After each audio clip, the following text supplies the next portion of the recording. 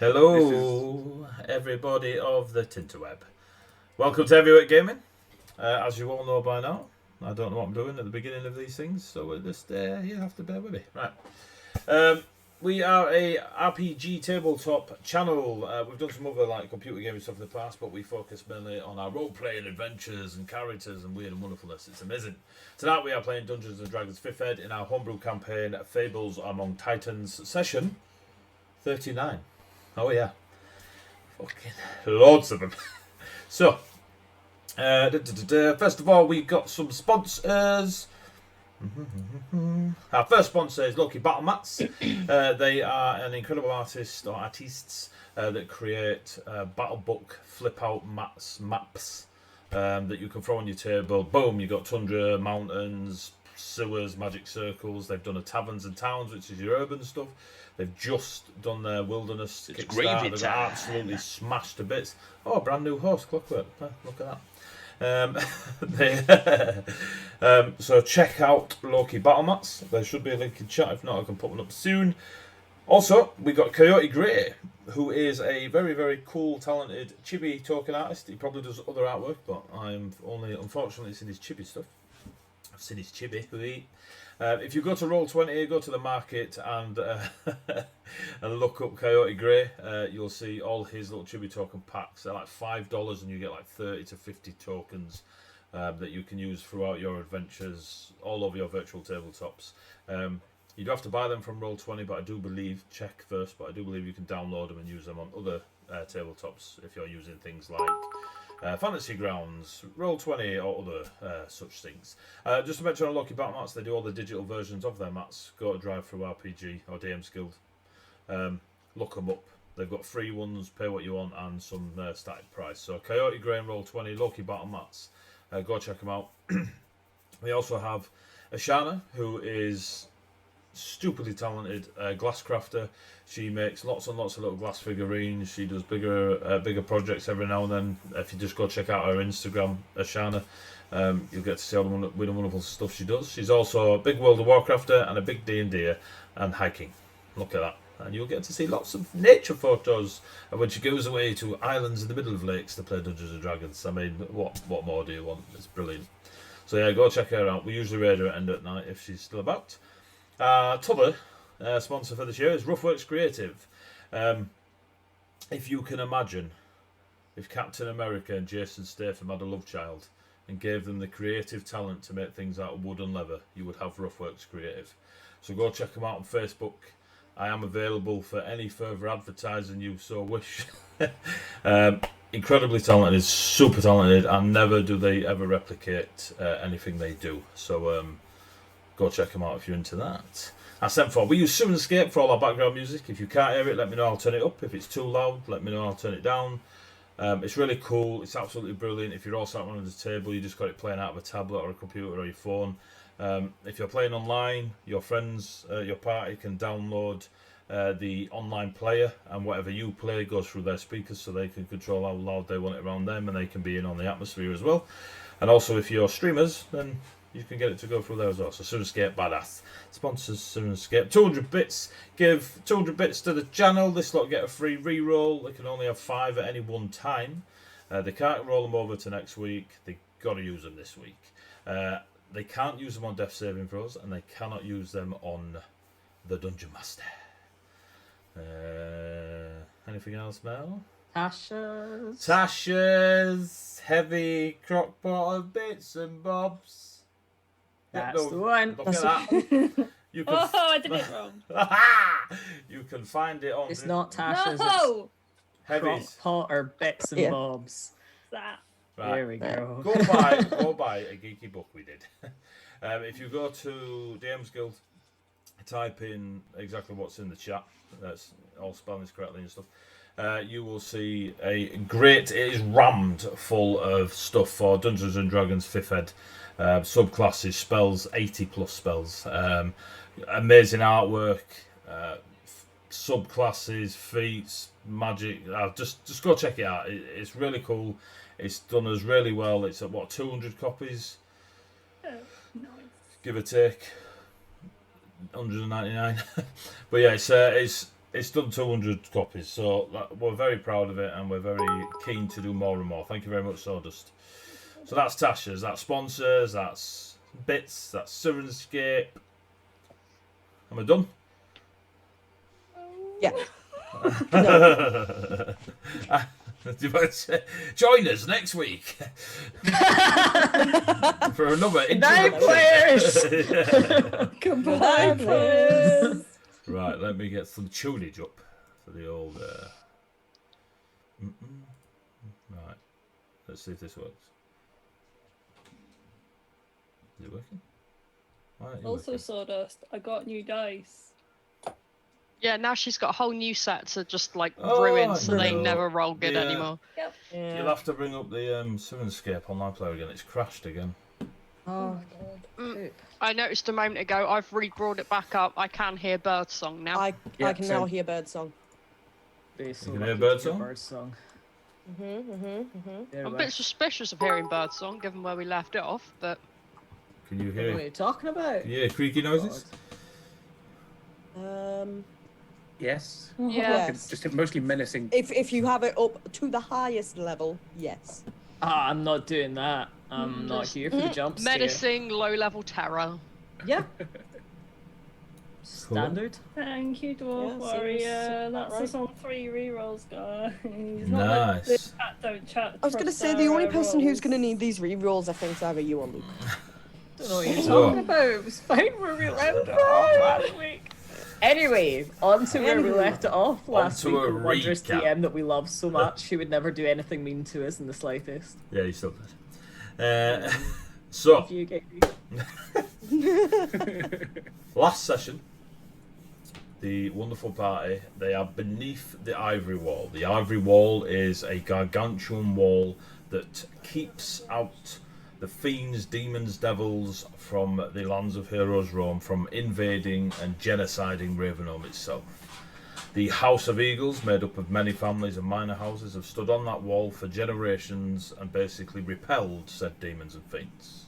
More recently, these demons and fiends have become a bit more strategic, intelligent. They are being more tactful than was ever anticipated, and this has caught the Ivory Wall guards off. I was going to say off guard then. The guards off guard. Brilliant. The party have arrived at the wall. Yeah, they're surprised. Got on by surprise. There we go. There we go. I'll send this through to you next week. Look. The party have turned up to the wall. Harry's recently spoken to Family Mist. Spent some time with his grandfather's memories. And the wall was quickly attacked. Now, the wall is currently under siege by a hell fuck ton of demons and fiends and such on the outside of Ravenholm. So up on the surface, the wall itself cracking in places which is unheard of, being attacked by huge draconic demons wielding obsidian warhammers 15, 20, 30 feet tall, smashing into the wall itself. The party have learnt that the soul of the ivory dragon Natatharin Sasha is currently the magic glue, as it were, that holds the wall together. Their soul being sacrificed to keep that arcane presence within the stonework of the wall. They've gone beneath, they've travelled through some tunnels, they unfortunately got to deal with some constructs which they destroyed, one really fast, the other one gave them a bit of a whooping, but they came out of it quite... Well, none of them died. Heading deeper into the whatever it is that this construction or architecture is beneath the wall itself, they came across a lake / flood. Before them is clearly the 2 seconds. Clearly the architecture of a castle beneath the wall itself, and it has been flooded. Swimming out and around the place where you can see everywhere are very small blue, cloudy blue scaled geckos, the size of an otter. And there's Eric! ferret, size of a ferret. Jesus. Luke's real protective of these gecko boys. That was very yes, ferret-like, super Lou. protective. Just that ferret. The size There's one of thing I ferrets. remember is the ferret geckos. Now, individually, they don't give off that much of a glow, but collectively, seeing them in and about the lake, you can see that they are giving off the blue light that is illuminating the castle grounds itself. What's up, dude? 2 See the arm seconds. of a child.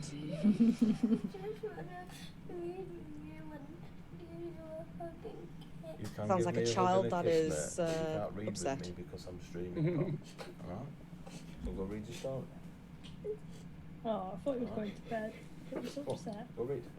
Yeah? You alright? Yeah? I can read tomorrow, dude, yeah? Not as upset as we're about to be. So, Samson is reading a book with Mummy now, so we can carry on. Right. The gecko-sized ferrets, ferret-sized geckos, are giving off the illumination of this underground castle. Caspian did a Quick bit point of... of order, you do now have to give me gecko-sized ferrets at some point. Caspian did a bit of recon, swam beneath the water, and reported back that the entire beneath the surface of the water is a massive, massive treasure hoard. Anything from coins, weapons, armour, artwork, furniture, candlesticks, spoons. Yeah. Real The full important spoons. set, the full set is there for your taking.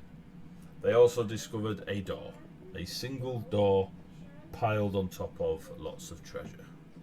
They ignored all this. Yeah, screw that. Gecko said don't touch nothing. Ari and Kesvion headed off to do a bit more recon, and as they branched off to the left, they saw before them a enormous soul forge / anvil. The forge itself is a dome shape that comes over a 30-foot wide glass anvil. The dome, the half dome that comes over it, is completely decorated with druidic dwarven glyphs. The soul forge itself, soul anvil itself, is made of a very, very pale green glass filled with what appears to be some sort of white, thick smoke. There was a tapestry behind said soul anvil, containing the imagery of King Reinhardt in a very stereotypical mighty king fashion. On their left was the image of a heavy plate armour wearing warrior wielding a blackened sledgehammer that they know to be Ulrich, and a elven person with very, very long ears, much longer than Xandria and Kesvion's. There was movement behind the tapestry. This movement held a conversation with you. This movement became to be known as Artarian. Words were swapped between yourselves and Artarian. Ruby and Xandria and Sapphire, unaware, hanging back out the water as not to get the cat wet. Kesvion and Ari discussed terms of release, maintaining protection, etc. Now, Natatha and Sasha, according to Artarian, was taken against their will to be imprisoned within the anvil to give their magic to the wall so it would stand strong and never be destroyed. After a bit of back and forth, Kesvion offered himself to switch places with Sasha, the Ivory Dragon, or at least have their souls soar free and his take the place. Artarian merely asked for a key that the party got maybe 30 minutes before this lovely encounter. A small ivory key. Ari first held the key, and after some choice words, Kesvion demanded the key to hand, and Ari did so. Kesvion placed the ivory key upon the soul anvil. Ari, you've already informed me of what you're doing in quick reaction to this. So, Checking it was okay. as Artarian stands and watches, Kesvion turns, places key on soul anvil. 3, 2, 1, go. Enough running. I'm an eagle. Let me soar. And puts his hand on top of Kes's. As your hand places on top of Kess's, and Kess is pressing the key to Soul Anvil, you hear an almighty as glass shatters. You look down at the anvil quickly to see what damage it has done to this anvil, but what you realise is as if your hands themselves were made of glass and have cracked and split and shattered all the way up. There is an ice-cold feeling that runs through you both. And Kesfion is propelled back from the soul anvil to slam into the wall of the domed soul forge itself, hits the ground with a bit of a slump, and stands very, very groggily.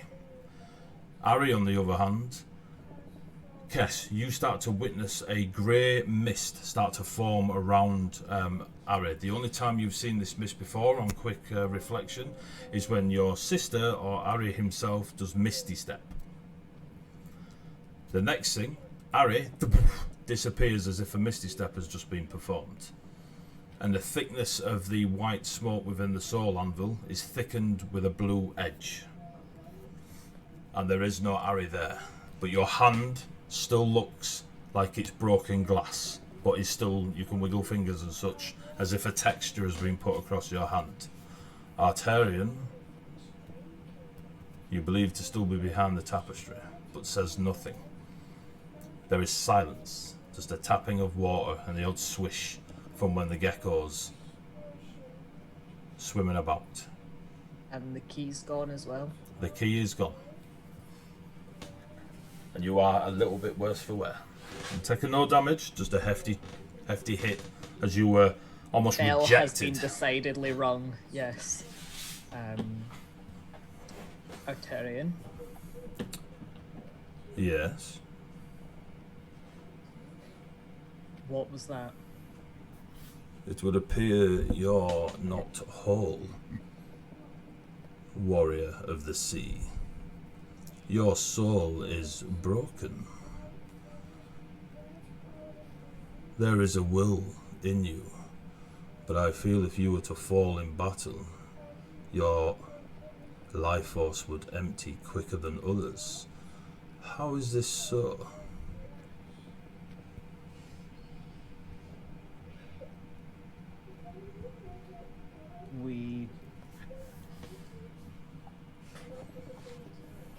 We travel to the plane of souls. Interesting. And part of you remained. Apparently. Well, that is interesting. What is also interesting is no human should have been able to pass through such an anvil, a contraption of such power. This was designed in a way that the humans were protected. And also, I was unaware of the Fey lineage within your eagle friend.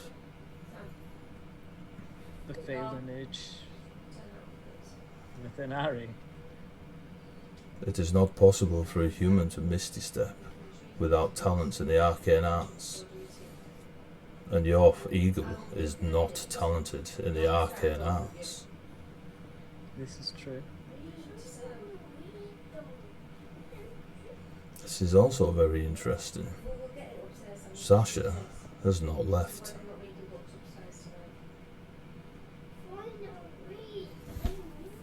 Then I guess we wait. Who is Aristotle? Sebastian Rycroft. You would have to ask him, but it would seem he is somewhat indisposed just now. True. Humans are... If he is human, he's definitely human.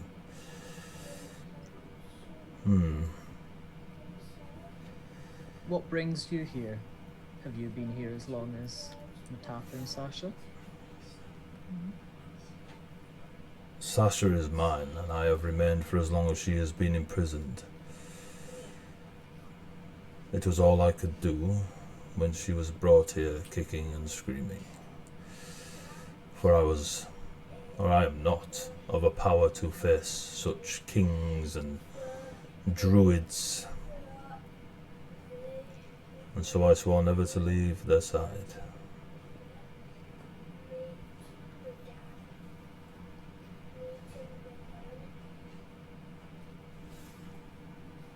Understandable. And he'll kind of pick his way forwards to kind of see what has now changed with the anvil. So there is that blue edge to the smoke, and it's swirling around inside the anvil very much as it was before, this 30-foot mass. Give me a perception check.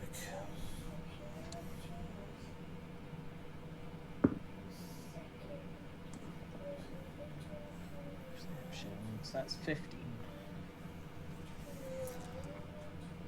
Upon you start to see that you didn't see before, etchings in the glass itself, as if they've been dremelled. You see a change in the almost bat-like wings, look as if they're taking feathered form, that are all around this 30-foot glass construction. And where you see these wings and these small like drakes and wyverns, you didn't see them before, but you can now see that it is decorated. And as you're looking at them, and there is an edge of like white light tinted with blue, you notice that the same white blue tinted cracks of the glass on your textured hand in between, mimicking exactly what you see on the soul anvil. And the bat-like, so the bat-like wings, they're now seeming to take a feathered form, or at least it's spreading as if somebody is literally editing the imagery on this glass before you.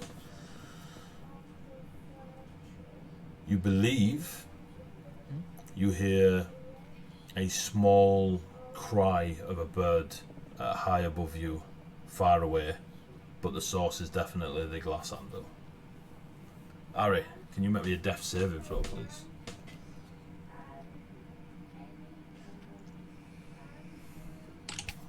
Don't be stanky dice. 17. Cool. Mark it down.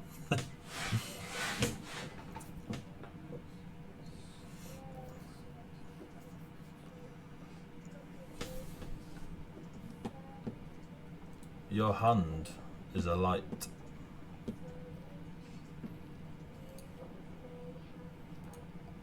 I'd have not seen such a mark for, well, since this. You are marked, claimed Summer Breeze, and bound.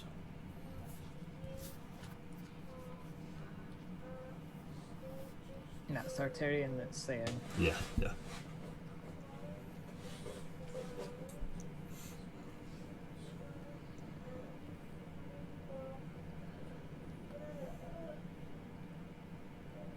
Kind of looking sort of closer at the hand, does it seem like it's just taken on like a similar kind of material to the Imagine, anvil? tattoo sleeves. Yeah. Imagine you've pulled on something similar and it's on your hand. So to look at, if you just held your hand out in front of you, it looks like the surface of it is made of glass and is shattered and cracked as if you would. But you can still move it as if. Yeah. Yeah. Does it have the same engravings across as was what I was meaning as the anvil, or is it like just the substance? When you hold it up, you see several large birds flying around ocean waves.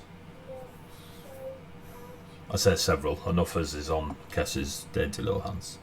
Yeah. But it is birds and oceans, or at least the effect it's trying to give. And that is a slow progress that is spreading across the back and palm of your hand. When you pull your sleeve a little bit, it comes down your forearm. And unless you actually full strip, you can almost feel it at least to the elbow. And everywhere you look. That was going to be my next question was, does it feel like it's spreading yet further? Or it's less of a spread and more of it's already there and now you can feel it. Okay. but the imagery on it appears to be large feathered birds in an ocean setting. Yeah.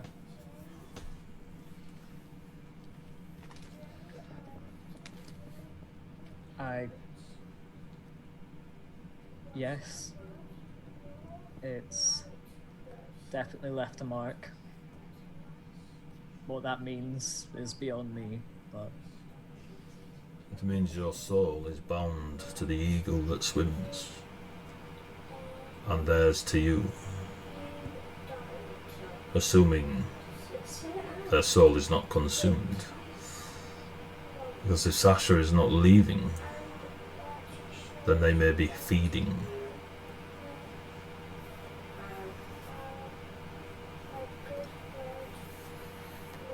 Harry, as you place your hand on Kesvion's and you hear that shattering of glass, the world around you, in every bardic description ever been given in such a scenario, disappears.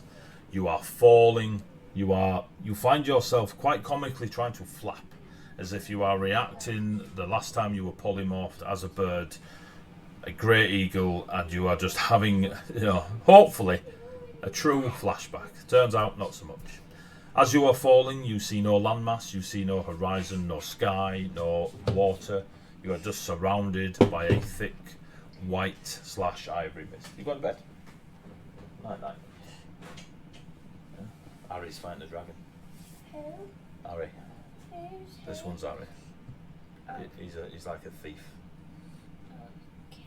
Yeah, he's fighting a dragon. I'll let you know how it goes. Alright? Good night, mate. Night, eldest one. He's gone. Jesus. You are falling and falling and falling. It feels eternally. You can't work out how long you've been falling. You don't know if it's just happened and you've somehow fallen through the glass itself, or it could have been years. You're getting a very nostalgic feeling from when you were in the Fae realm and you kept losing time when you first went in. You sort of look around at your hands now and you can see the same broken, shattered glass texture running up the back of your hand, your palm, up your forearm, and you too see a lot quicker than Kesvion seeing. These are more vibrant, but you see small eagle imagery flying all around an ocean with busy the waves are busy, they're large and swirling, and you have this imagery all up your arm, but it's painful. The next thing you know, you're screaming. At first, just out of surprise that you're falling and falling, and then you realise that you're in absolute agony. There is a all around you as if you're in the mouth of a huge beast, but there's no texture or anything.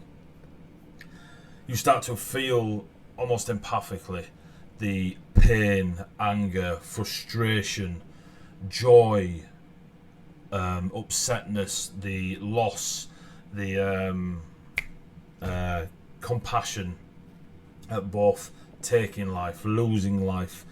You start to feel all these emotions that are not yours, but they are absolutely hammering you from all around you. And you fall and you fall and you fall. And you fall through a pocket of really thick mist. And as you go through it, it's almost like someone was waiting on the other side with blue chalk and just threw it in your face. But then you start to gently fall as a sharp, like steel into the ribs, pain goes through your body at the time you try to maintain your Klingon life and succeeded. You start to slow in your fall, and you start to quickly look around as this fall is coming. You've been around magic, you've been in some weird shit in the last 6 months. You're keeping it together, and you land gently on what appears to be a very, very soft pillow beneath your feet, but you can't see it because of the smoke all around you. Every now and then it thins and there are wisps and there's nothing but void beyond it. But you do feel a presence, a massive, massive presence, but you can't pinpoint it. You hear tears. I say hear tears, you hear crying. But it's gentle, soft, it's not a burst out of crying, or someone really, really upset, running around like a lunatic. It is soft, controlled crying. Beyond the smoke, you can see a silhouette, humanoid in shape. At first they appear quite large and have a similar silhouette to what you'd imagine Celestina to have when her wings are out. And they are coming towards you. You feel agonising pain race through your body again, forcing you to drop a knee. Can I have another death saving throw, please?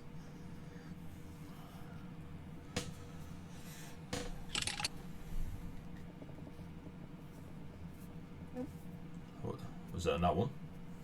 3. Cool. 1 for 1. Coming out of the mist, you see pure beauty. It's the only way to describe it. This humanoid form, that is the only word that comes to mind. Tall, short, broad, whatever words you've ever used to describe anyone in your life avail you now, and the only word you can think of is beauty. And as they come towards you, they have that ivory skin. Their feathers on their wings are of an ivory colour, but every shade of ivory you can think of makes up this humanoid form in front of you, to allow you to see their features of eyes, mouth, ears, hair that just goes long, and then sometimes it looks shorter on one side, longer on the other, as if moving with the mist all around them. Their wings just fade away and dissipate into the mist until about 10 feet from you is quite a tall humanoid creature. And as I say, you couldn't describe their clothing or anything. The only word that comes to your mind is beauty. But what you do notice as you are on a knee, that pain subsiding ever so slightly, you still feel it, but you are able to push it to the ends.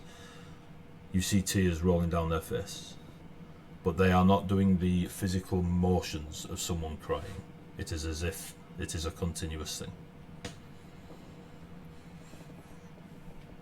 And they just stare. The ivory of their eyes is potent and stands out more than the rest of the shades around them.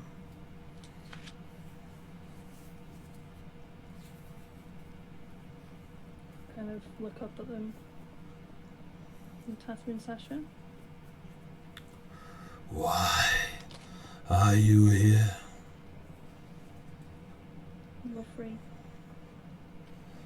I do not feel free. This place, as I tilt and look around, nothing but mist, does not allow freedom at such a low cost. Your soul is strong, eagle, but you are not a dragon. You being here will take your life and soul if you stay. If you leave, your soul is marked for an end of a time I cannot tell. You have erred in coming here, Eagle, for your life has been shortened. The magic of the soul is not one to be lightly toyed with. And you feel pain instantly rack through your body. Can I have a death saving throw, please? 13. Cool. 2-1.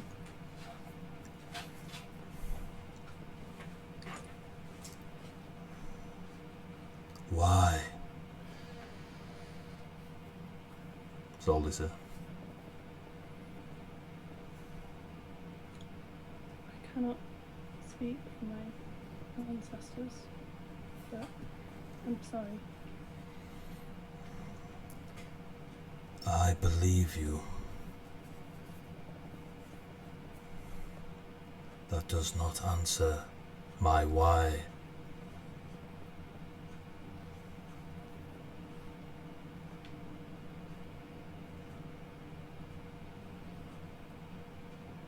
I should have come here a long time ago.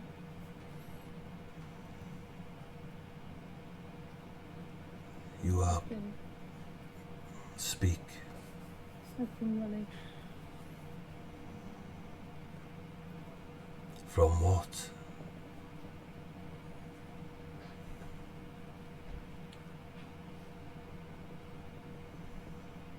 I am of the House of Eagles. My destiny has been to protect the ball. I have been running from this. I'm here now.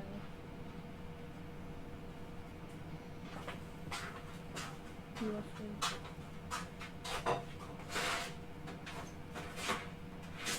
Your destiny is to fly, eagle.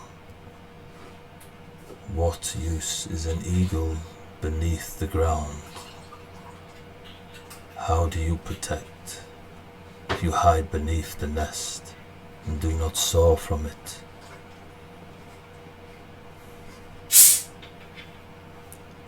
We need the wall to stand against the fiends and the demons. This house is worse than it's ever been. I feel them hammering magics of hellfire. The wall will fall if allowed. My soul will not hold them back, regardless of my permission given or not. They are of a world not of ours.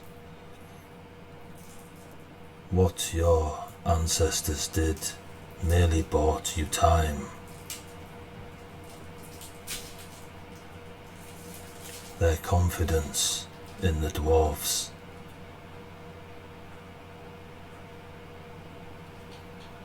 was misplaced.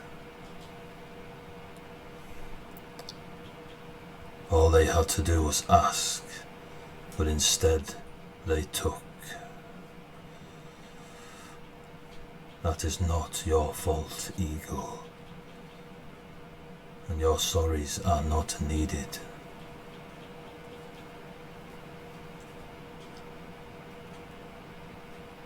I cannot prevent free will, and if you continue to push for my freedom, there will be consequences. If you keep me here, there will be consequences. You have made steps on roads you know not, and now you must walk those roads.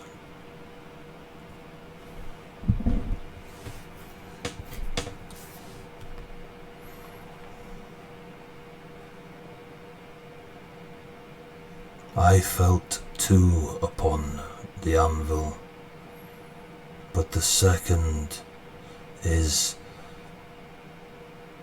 missing something that would not allow them to pass here.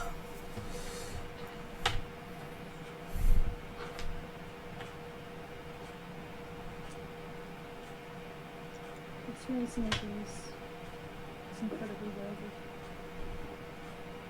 But he went to their own souls and he lost part of himself. His soul is incomplete.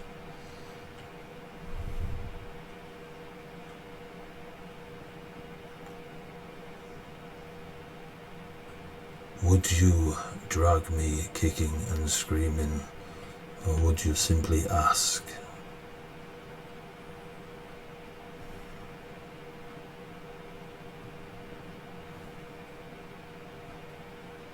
I have no desire to see another in distress. I would but ask that you protect them all.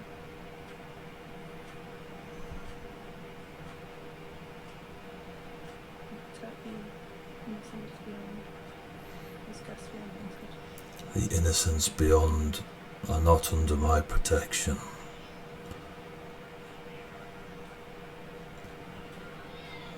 I am merely a wall, a shield. It is the warriors that wield the shield that protect the innocents.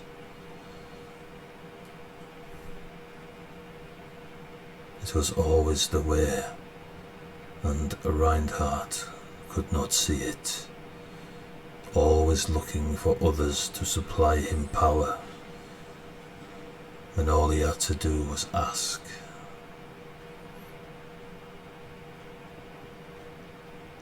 I do not wish to diminish your ancestors, young eagle, but do not walk the paths they did.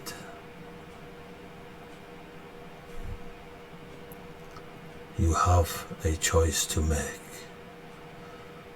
I will willingly remain here if you ask and protect your wall, but know it will fall.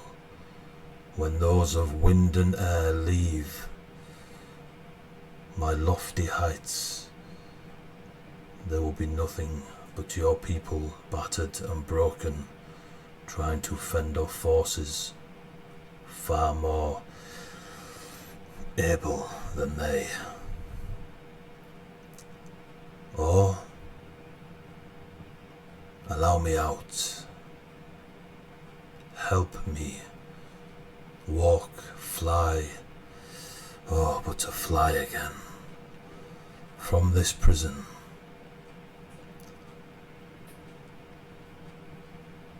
And I will help.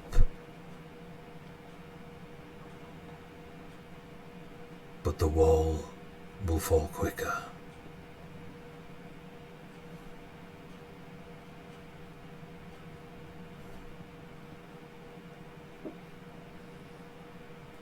Your companions sacrifice, despite what they are, what they left behind in the realm of souls, is worthy of what I can give.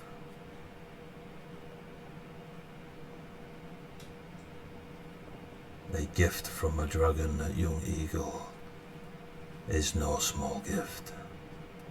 But there is consequences.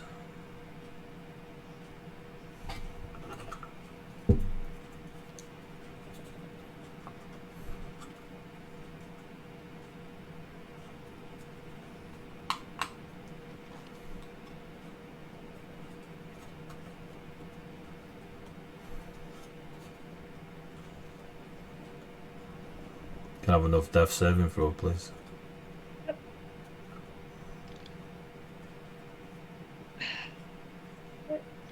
2 for 2.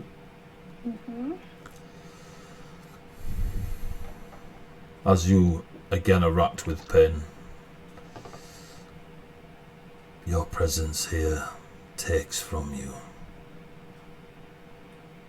Choose wisely,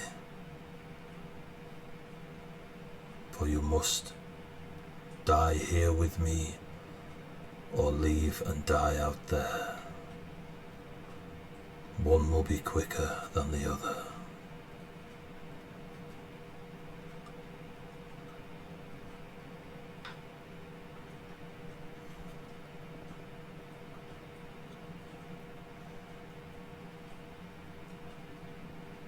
I do not wish to see you trapped. I understand it's not against you. It is not against your will, but I would like you to fly free.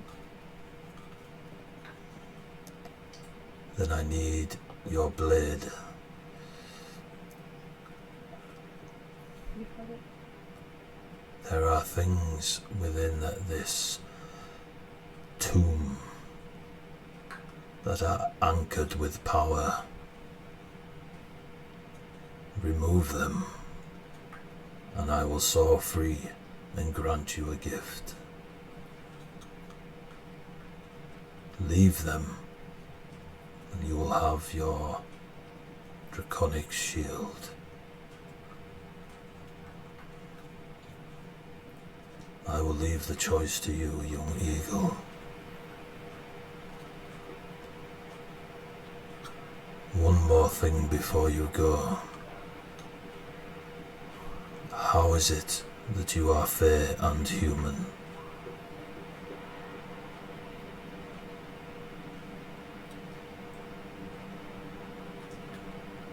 With all due respect,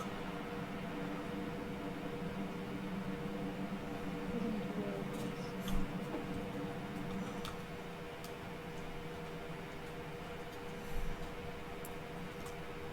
Your hand.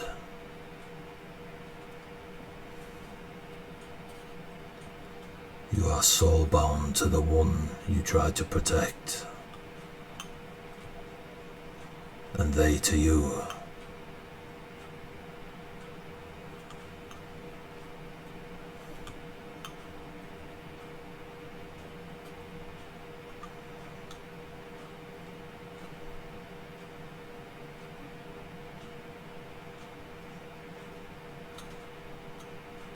and kind of like look down at his hand and just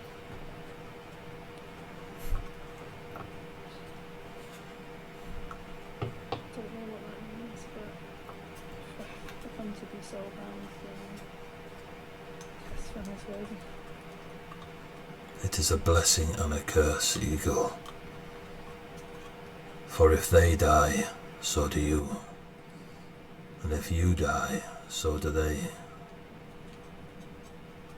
But if you receive life, it works the same way.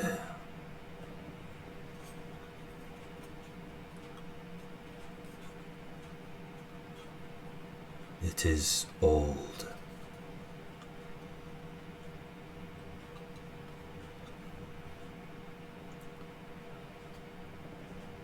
If you remove the anchors, I would speak with your worthy friend.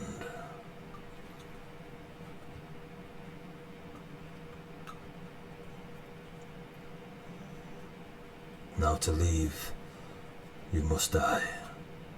And they just wave their hand, and you just feel the trickling of blood from your throat down your chest.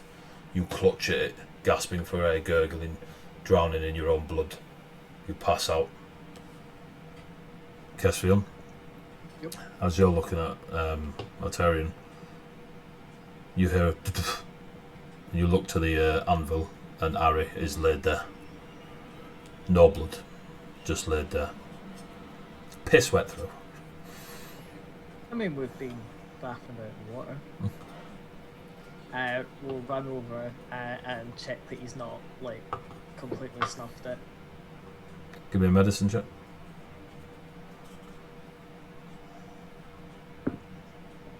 That is... That's a 21. Rough as fuck, but we'll survive with a bit of TLC. Conscious? No. No. Why are they here? What is happening? Where is Sasha? From behind the tapestry. Then they kind of go quiet. This can't be happening. This is not happening. They opened. They had the key. And they're kind of distracted from you. Well, like, slap Harry, like, come on. As soon as you slap Harry, it's as if you've been defibbed and you're like, and you come conscious.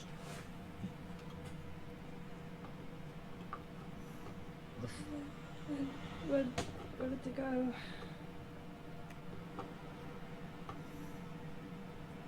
What happened? What?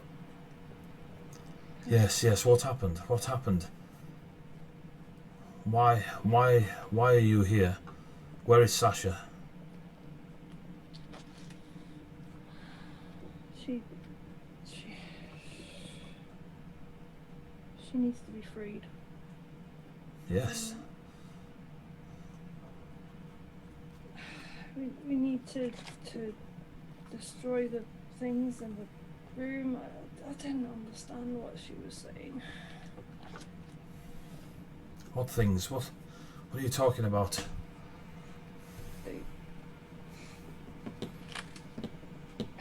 They said to there's something within the tomb. There's anchors for power, and if my blade destroys them, they can soar free. The anchors. I don't know what they're talking about. I need to leave. That's all you hear Antarian say. Canvas not moving. Tapestry not moving. I thought you all were always stayed with Natatha and Sasha. You're going to leave them now? You hear nothing.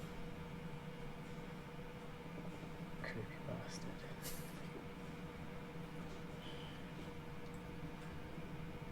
Curse. We need to let them out. Is it to do with the glyphs, maybe?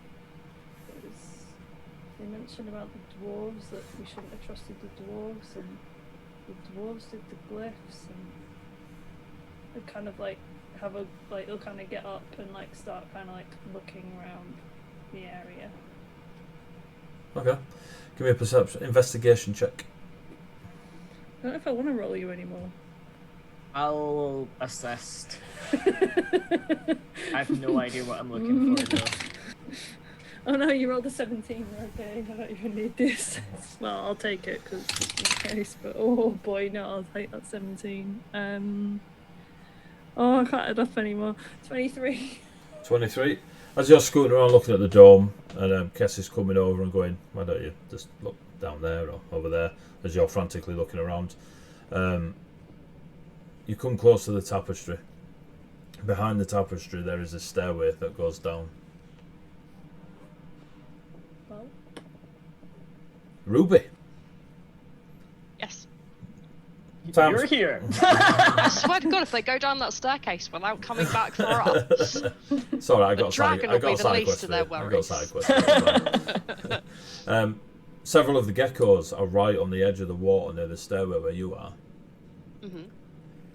One of them crawls out up to you, and as it tugs on your dress and stuff, it evaporates. But it did get your attention.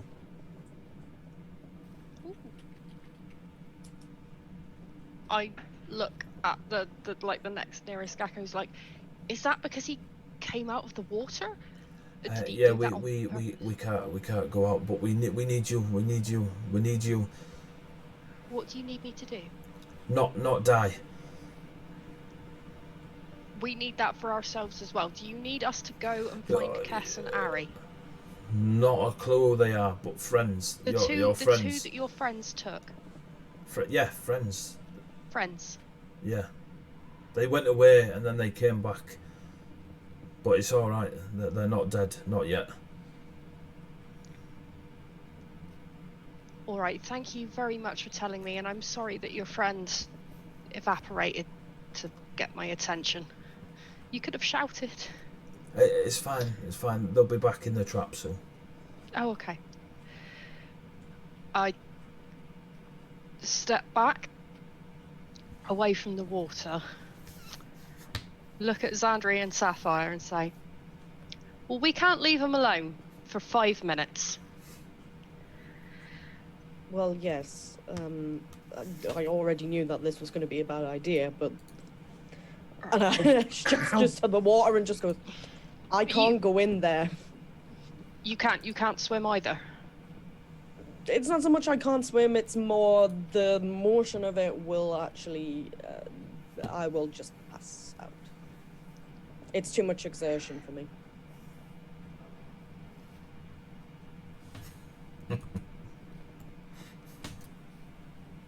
Ruby thinks, she looks at both of them. She looks at Sapphire, who she knows can't swim.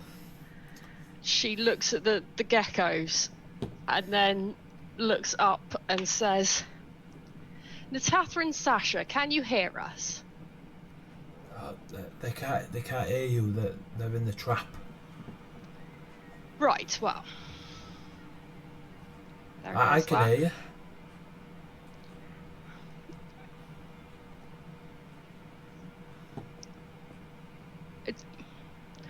Our friends, do we need to go to them? Or can you tell them to come to us? Can they speak to us as well? Oh no, that's a good point. I keep forgetting that nobody else pays attention.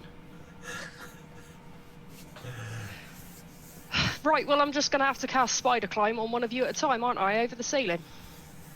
And then I'll swim over. Ooh. Okay. Yeah, okay. I like just love this image of this like 5 foot bugger all little blonde woman being like, alright, this is the plan. Am I the only, like, you can't swim, you won't swim. No one else can bloody speak to animals, which is perfectly simple. I'm not sure Right, you've. who's first? So who are you casting Spider Climb on first? Alright, hold on, let me find it, because it's concentration, so I am going to have to cast, see them over. Oh, God. I didn't prepare it this morning. Oh. I did not goes that prepare plan. it this morning. Right. Next. Are you glad you threw the spoon away? Well, you'll have to float and I'll have to pull you along, and Sapphire's just going to have to learn. I can swim. I was just gonna have to learn. You thought we were Get in the water, you big baby. You're gonna be teaching a At giant. least I have a reason. Mine's Jeannie, medical. what Yours do is you That's, just prefer? that's a why scaredy you cat. get to float while I pull you Jeannie, along. what do you prefer for your third levels? You might have something there that helps. The ones I have got prepared: Healing Spirit, Not Haste, useful. Not Daylight, useful. Speak with Plants, Heat Metal, Pass Without Trace, Moonbeam, Entangle, Fairy Fire, Detect Magic, Charm Person, Guidance, Mending and Shillelagh. Yeah, no. No water walking in there. No, What did you have for your no, third I came levels? prepared for fight support. Yeah. What did Can you I have have for your, Watson? what do you have for your third levels? My third levels, let me look at the numbers, are One more level in monk, and I Haste, could have walked across this Daylight. fucking water. Oh, haste and daylight. Okay, And yeah, speak that's with why. plants. Right, okay, yeah. Yeah. So Ruby sits down on the steps and starts undoing her boots and knotting the laces together so she can wear them around her neck and wading into the water. Interestingly, and I was interested last week, does her dress get wet? Are Casanari actually wet? Because you said that the books and the fabrics that they could see under the water They do get wet. looked perfect. I also said Ari was piss wet through. It's gravy time. That's true. That's true. So, That could yes, just be you will Ari, get though. wet. That could just be. I Yeah, mean, they could, he's yeah. been to God Moist. knows where, so. Don't know where that's been. You will get wet. Apparently, we really don't know where that's been. So what yeah, is when what is she's the plan about of the waist trio of non-swimmers? Like what is? Yeah, when she gets about waist deep, she turns like, and is like, well, Zandria's entirely literally sure looking how- at the water like it's a sword about to kill her. Like Yeah, how far is it across? Like, how long is this? it's far, like a couple 100 feet off to where they are at least. So I'm you going see- to be honest, Ruby. I'm not entirely certain you're going to be able to pull me along. Maybe it's best if I just attach myself to Sapphire's back, who is at least big enough to take all of me. just as a point of interest, Ruby does actually have a +1 to strength, and you have seen her carry a full-sized human over her shoulders without too much difficulty. True. That is true. However, I would like to make Sapphire's journey into the water more Well, yeah. deadly for him and more entertaining for me. Sapphire's just, he hasn't looked up from the water, he's just staring at the water like, The thing is, I bet Sapphire can actually swim, just doesn't want to. oh yeah, he Like definitely an can. actual He can cat, swim. There's no way you went through monk training and barbarian training without learning Yeah, to swim. without swimming. There you go. Please. She goes, yeah, okay, sure. Heck, look, get on my back. And he like definitely scooches down a fair bit to let you down. Give me an athletics check, Sapphire. Okie dokie. I'll spider monkey my way onto Sapphire's back. Spider monkey. 14, 16. Cool. As you get into the water reluctantly and bob yourself next to Ruby. Oh no, he wasn't going to get into the water. He's going to do a he's going to go back as far as he can and then use all of his speed to run and long jump as far as he fucking can before he hits that water. So you're With her on gonna his back. bomb with the. Yeah, he doesn't understand water. He just knows this way he can go as long as possible without touching the water. This is Guess I what love Xandria's doing.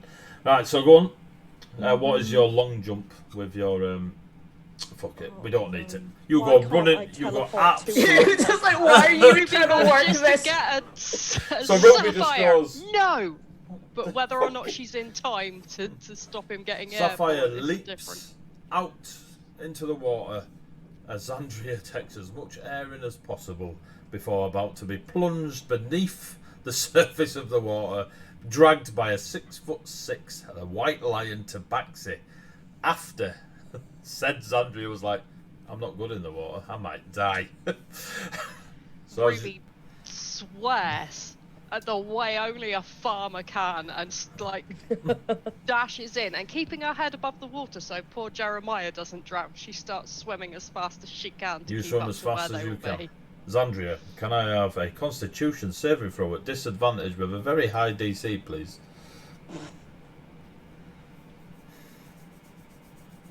Of all the build up to this and what I've got planned, if this is how you die, I will be pissed. I don't know why you bother asking. I really don't.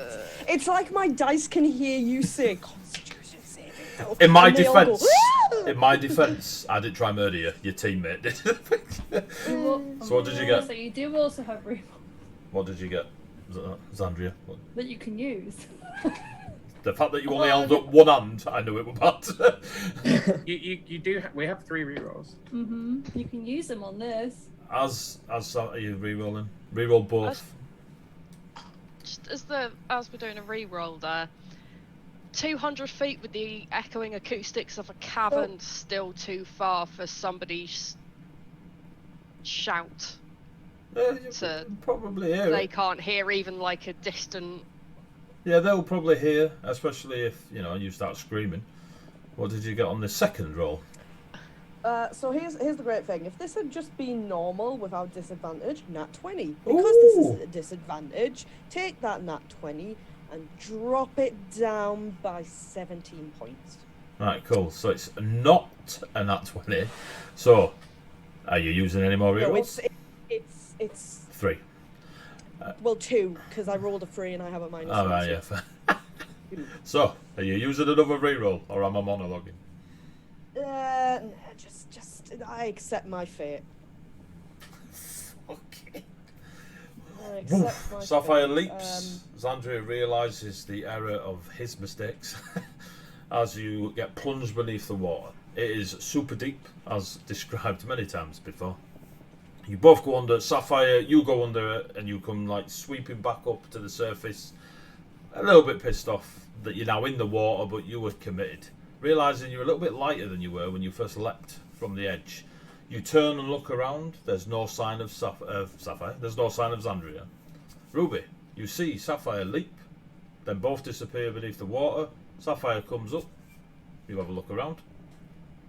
Ruby is already There in is transit. no She saw what Xandria. Sapphire was going to do and shouted no just as he leapt. Cool. Xandria, As roll a he d4. comes up, Carry on. Not you, Ruby. Xandria, you roll a d4. and then started Yeah. swimming as fast as she could. And as Sapphire comes up without Xandria, Ruby is screaming at him. She is furious. And you know when you get somebody really, really short who's usually really chill and they suddenly lose their temper? This Every is... day. It's a mix of druidic and halfling and common, and it's absolutely furious. And if Kess and Ari can hear any faint echoing Perception shouting, this checks would from be Kess and Ari. what would carry. That would be Yes. 3 on the D4. A 3. Okay. No. 24. Cool. 8. Are you kind of distracted by this staircase that you found and just having a look, and you realise that it's big enough single file to get down it? Kess, you're like, "Hi, bad man," and you can hear the shouting in the distance. It's definitely echoing, and it is definitely Ruby. It's quite a distance, Ari, but we need to get back to the others, and he's just gonna book it towards the direction that they came from.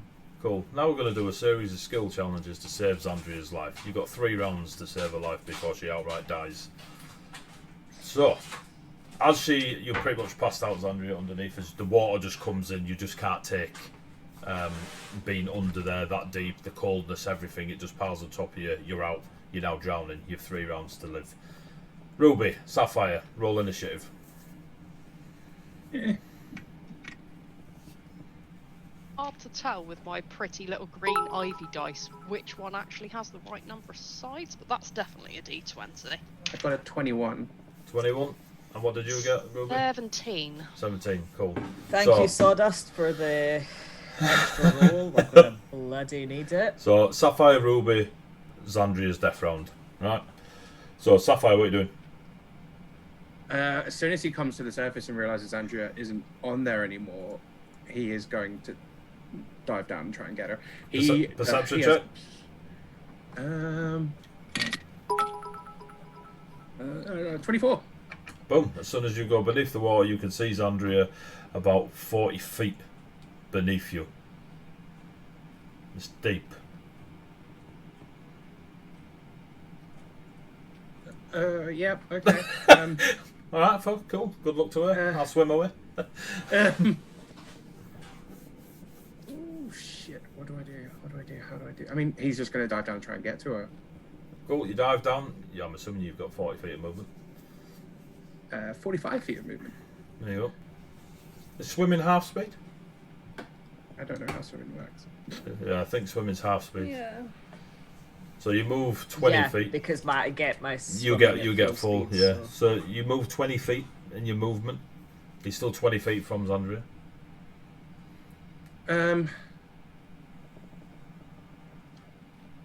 Like, how does it work in terms of like dashing and things like that? Does that? If you help want to swing dash, at you'll all? get another 20 foot. Yeah, it's just your movement again.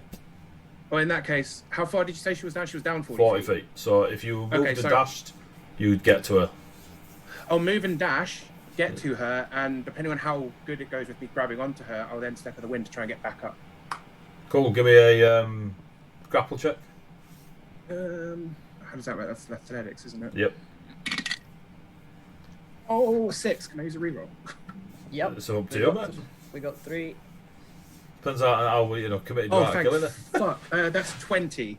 Boom. 30-20. So you swim as fast as you can. You get to Xandria.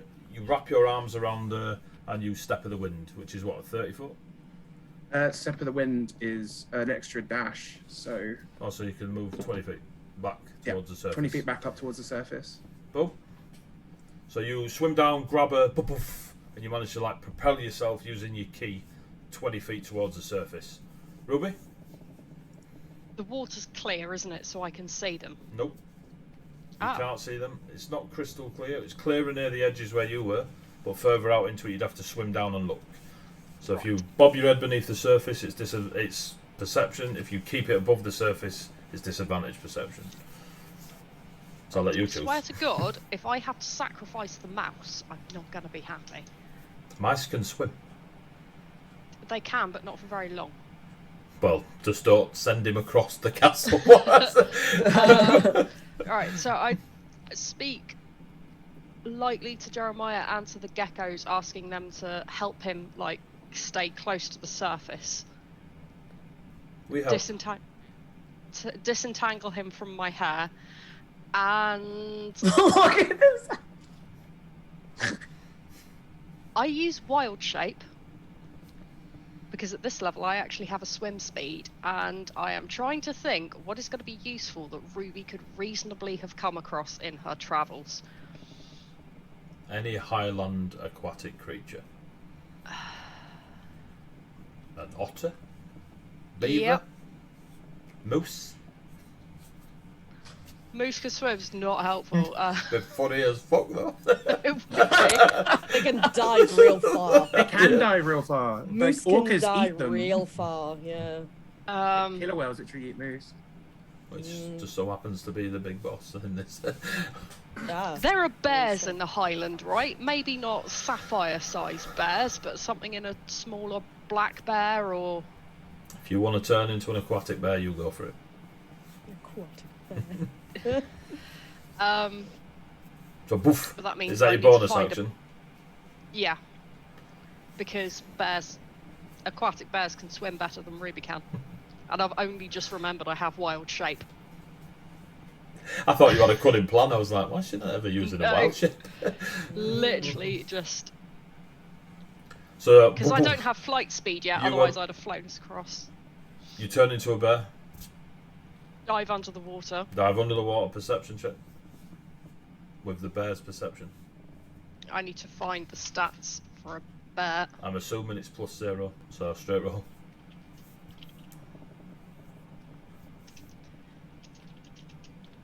Yeah, I will give you a straight roll. I'm just trying to find it in case there is anything useful. Black bear. Got it. I'll send it you. 17. Yeah, you see Sapphire 20 feet beneath the water, clutching Xandria, who's clearly limp in his arms.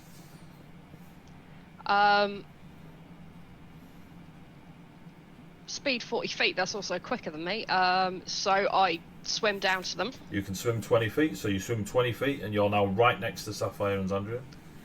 And I take the back of Xandria's clothing in my mouth Okay. and swim upwards. With your what? Because it's half movement to get there.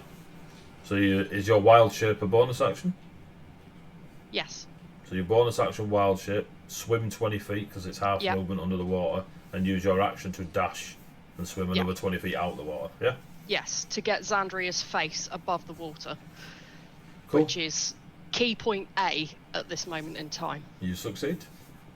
Xandria is out cold in your But, mouth. and this is key, not breathing water into her lungs anymore. She is unresponsive in your mouth.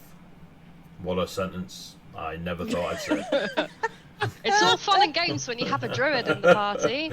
Oh, Someone clip that. oh boy. So what do you do, kids? Caspian, you're booking it like Aquaman himself. Harry's following. Harry's trying to keep up and failing miserably. Harry's dashing was a bonus action. And so he still can move faster. barely able to keep up I with Caspian. know. The It's merman. fine. He's trying.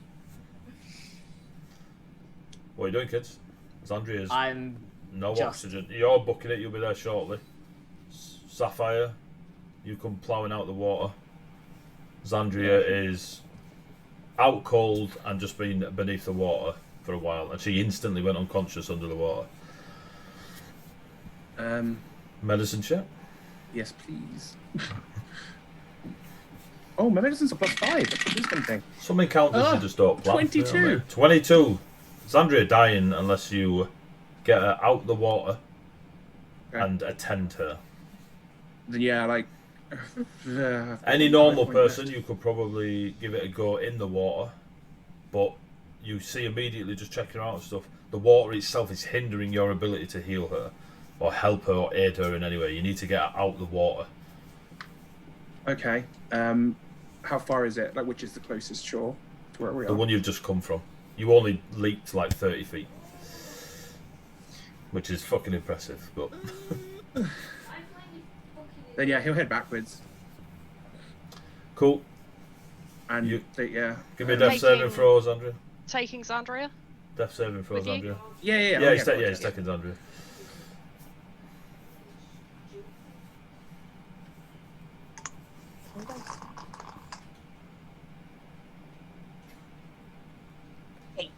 I love the thumb. Hey!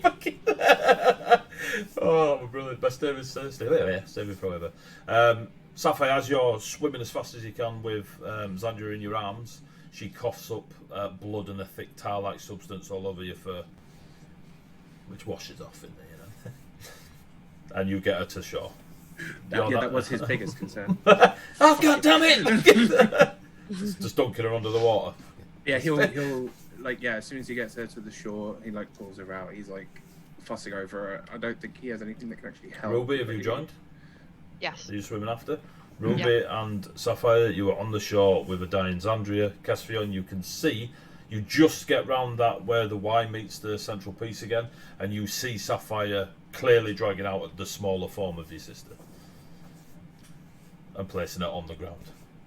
And a bear climbing out of the water And a black bear. after them, And a black bear which next to them. turns back into a druid and takes a mouse away from a gecko and puts him back in her head. As soon as he sees that, he couldn't care if fucking Tafra and Sasha had rocked up. He's just gonna continue making it towards that shoreline as quickly as Can he you can. give me a charisma saving throw, please? Yes.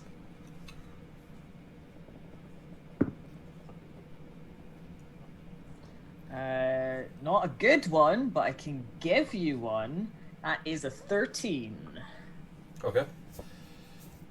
Seeing Zandria in such distress, your arm goes stiff, and the cracks and the glass broken across your arm sort of stiffen and make your hand go really taut, as if the tension of your hand is hurting and you can't unflex it or relax it. And then there is a full-on Super Saiyan moment. You just lose control of where you are, and the next thing you know, you are shooting towards Zandria.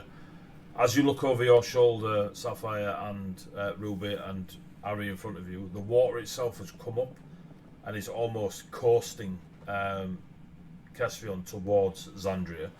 Your hair goes really, not bright fluorescent green, but the green of seaweed in a very obvious green flying out behind you.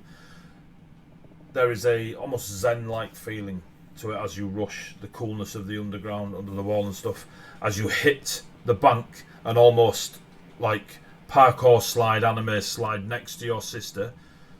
This newfound whatever just happened overwhelms you and you pass out. Christ's sakes, now I've got two of them.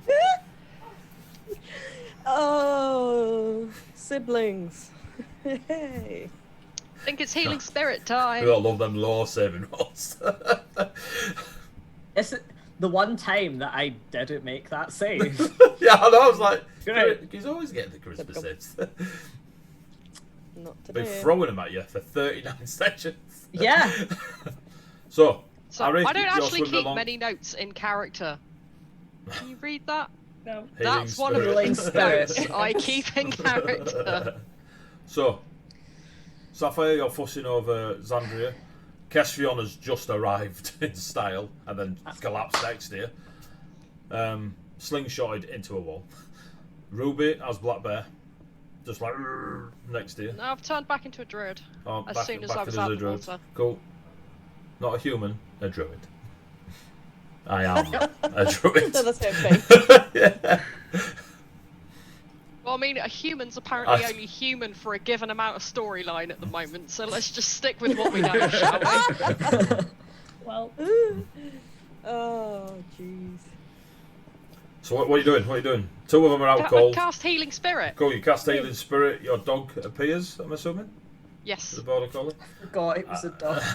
I was like, your dog appears? Yeah, yeah. You My don't- my you don't- spectral You tone. don't need to roll for actual healing. It's mere presence will do enough to get them both conscious again. Kess, you're knackered. Zandria, level of exhaustion. You're lucky it's not two. I'll try and do some tea again in a minute. Yeah, Sapphire is literally like he's got cradled her. He's like, oh my god, I fucking broke her. He has not seen her go this bad. She said He's like, he's like, oh my god, oh my god, oh my god. He's looking over at Ruby Just- like, I thought she couldn't swim. I didn't think she was gonna break the moment she touched the water. I was trying to help. Like he's freaking out. Just the moments that Zandria is conscious, right? The eyes snap open. She just slowly sits up and just stares at Sapphire. Little bit of blood just like dribbling down. He is literally sat there like this. He's just. And that is nothing. For I once, guess- that is nothing to the look Ruby is giving you. I get that you dislike water, but for the love of anything, just go in normally, like a normal person. I just thought you couldn't swim. I didn't realize, like. As Kes She gains said she'd consciousness, pass out and be sick if she went in the water. What the hell were you She thinking? said from the exertion. I thought she was talking about the swimming, not the literally just being in the water. I thought I was keeping her out. Dive bomb into a water is pretty bloody exhausting, But I did all the work. He doesn't understand. and I took all the force. before you all kill each other, Harry arrives at the bank to this lovely conversation. La la la la la. Hi guys, and we'll call a break there. So we're gonna have our break. We're gonna have a quick drink. We're gonna have a drink. Go to the toilet. We shall be back in about 10 minutes. Jesus Christ, just happened. We'll be back in about 10 minutes. So see you in a bit. See you in a bit. It's like changing the channel.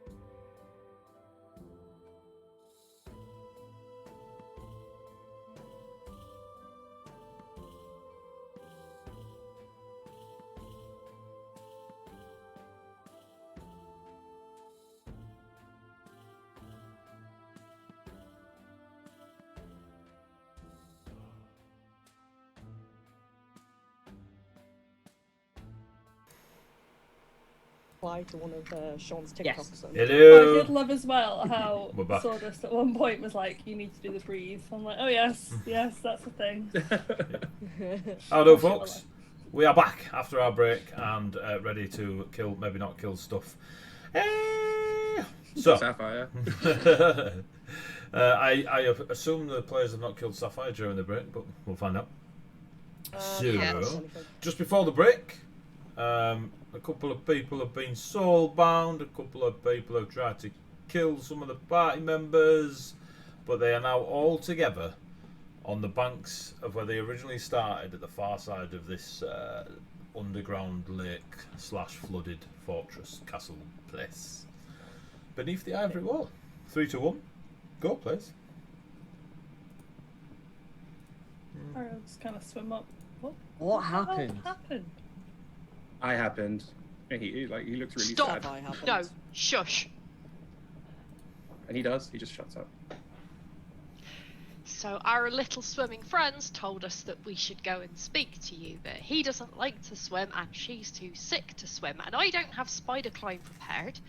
So she said it's alright, I'll get on Sapphire's back and we'll swim across like that. So she gets on his back, and what does he do? Takes a 30-foot run up and long jumps into the middle of the lake. Took the pair of us to fish her back out, and she actually gets up and walks away, but whistles for the dog to stay where it is. Just absolutely livid. This little energetic collie is just sort of looking at you lot backwards and forwards and woo, healing, woo, healing. I love how she's more angry at the situation than I am, and I'm the one who nearly died. S kind of like pushes himself like upright. You grabbed Xandria, who just this morning was coughing up the inside of her own lungs, and are you fucking stupid? You know how serious? You could have killed her. I misunderstood. I'm sure he won't do it again. I misunderstood. How am I supposed to keep you people alive? I didn't realise you were trying to keep us alive. She just points at the dog. Oh. It's nice that you're trying, but I feel like it is what's the word here? Pointless, because we are probably going to die down here. We're not gonna die down here. I'm a shepherd. We're not gonna die down here, we're gonna die out there. All of my charges Everyone dies are at some being point, raised for Xandria, slaughter. but we need to find Ari. What was the thing that we need to find? Catherine Sasha. We need to free her. Free them. And they mentioned something about the glyph. The dwarves weren't on their side and didn't help, and I think it might be to do with the glyphs, and it's been real strange. It's been real weird. What? I never trusted dwarves. It's something about the beards. Ruby takes a look at the state of Ari and starts, like putting her wrist against his forehead and just generally like turning his head and looking at his eyes. Kind of waver away, be like, the more important things, we need to do this. I don't know where that other Xandria, one went. Ruby, and Sapphire. Can you give me perception checks, please?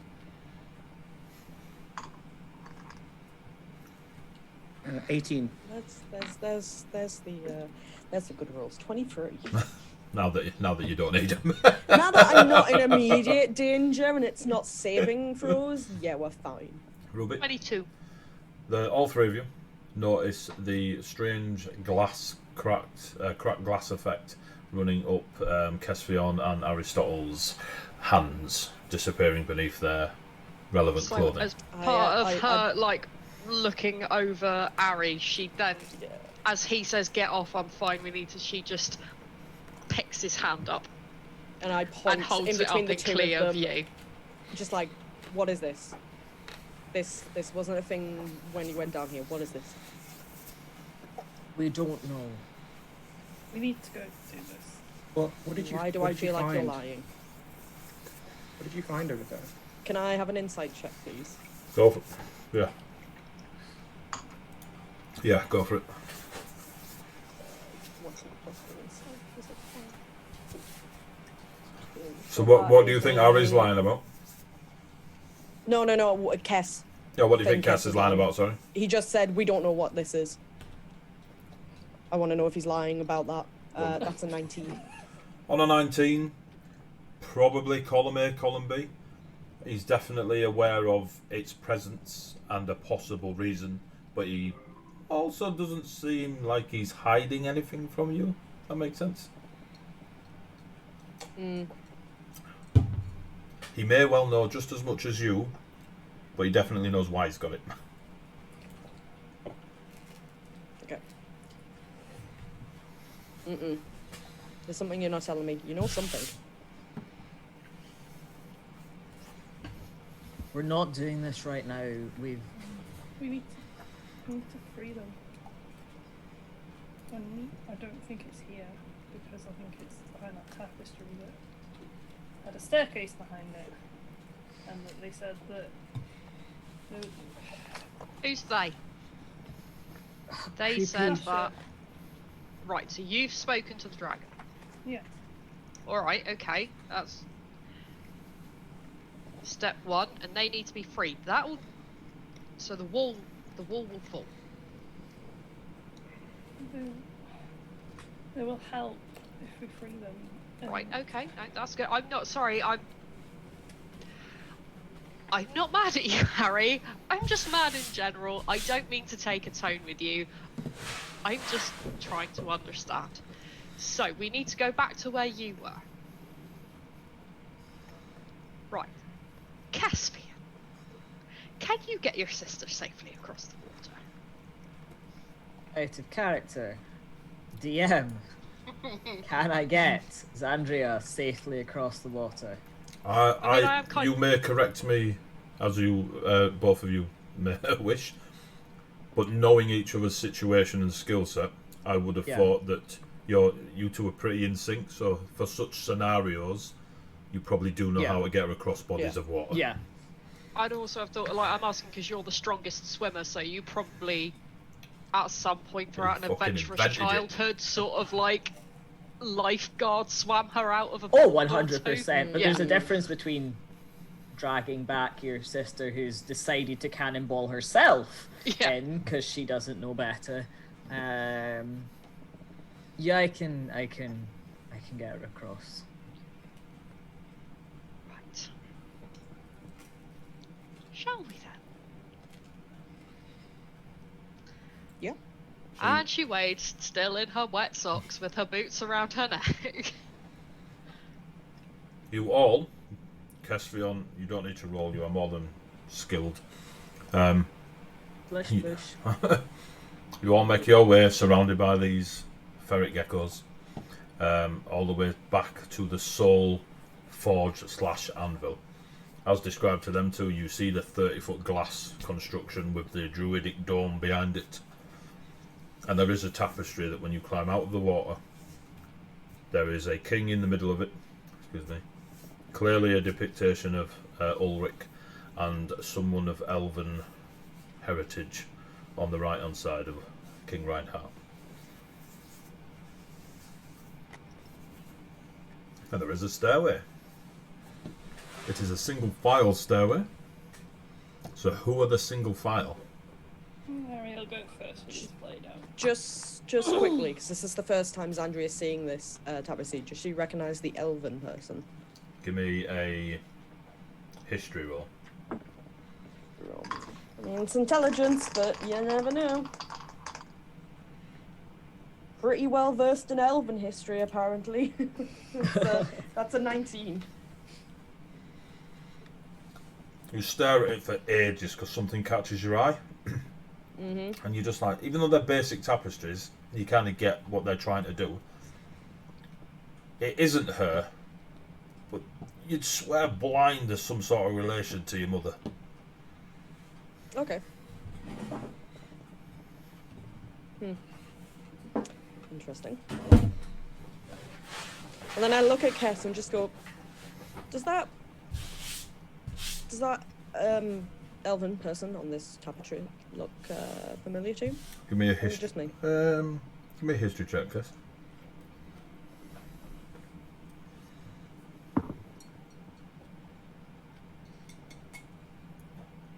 That is a 17. Which is good for Cass, but... You kind of see what Xandria's trying to point out, but it's like you won't put your money on it, but you get what you know what I mean. Yeah, they both have ginger hair. You know what I mean? But you kind of get that vibe going that, or you can see the features that Xandria's pointing out, but at the same time, you probably won't put a bet on it. Yeah.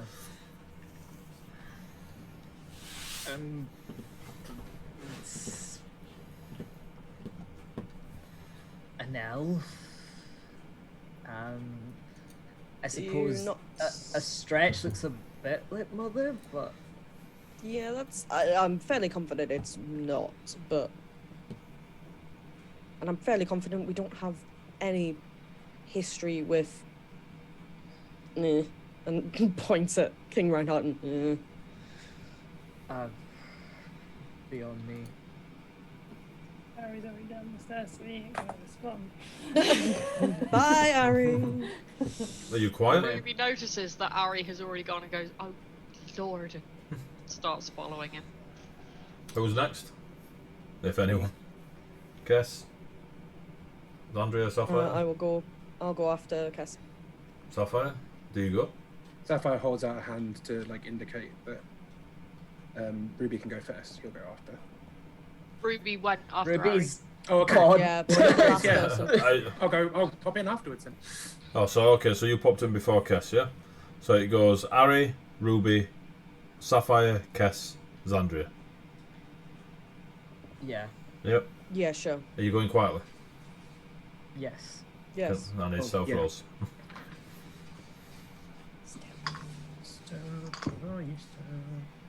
Oh, that's Dex based. Oh. So... 19. I'll take it. So Sapphire, what'd you get? 16. Kess? 21. Ari? 21. Ruby? 19. Xandria? D20. Cool. You're all pretty confident, you're very quiet. As you start trekking down these stairs are half made, half natural.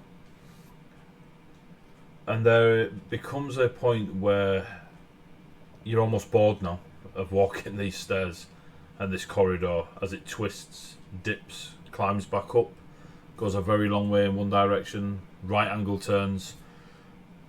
It's getting beyond boring.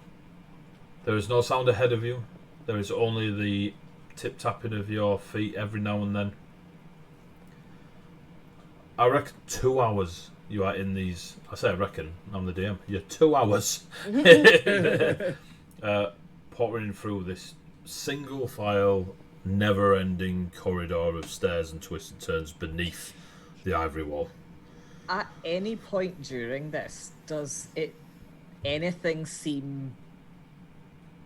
Because obviously, when they've been travelling through the wall, there has been a lot of, like, up, down, left, right, shiggling all over the place. But does this seem particularly off? It feels as if it was... the direction of it was made naturally, so because the tunnel went this way, they used this tunnel instead of digging through stuff. Yeah. So it's less off and more awkward in that, you know, you're half open, it's just going a straight line, but they've clearly just took advantage of not having to dig and following the natural whatever's beneath the wall. But there are parts of it that do look a bit more constructed with stairs, and there's the odd beam of stone or wood now and then that is just propping up a slight angle of the ceiling that you hope is strong enough to not collapse on you. But unless you're talking, I'd assume you're concentrating on maintaining quietness. Yeah. These couple of hours pass. And it is quiet. Ari, just ahead of you. Give me a perception check.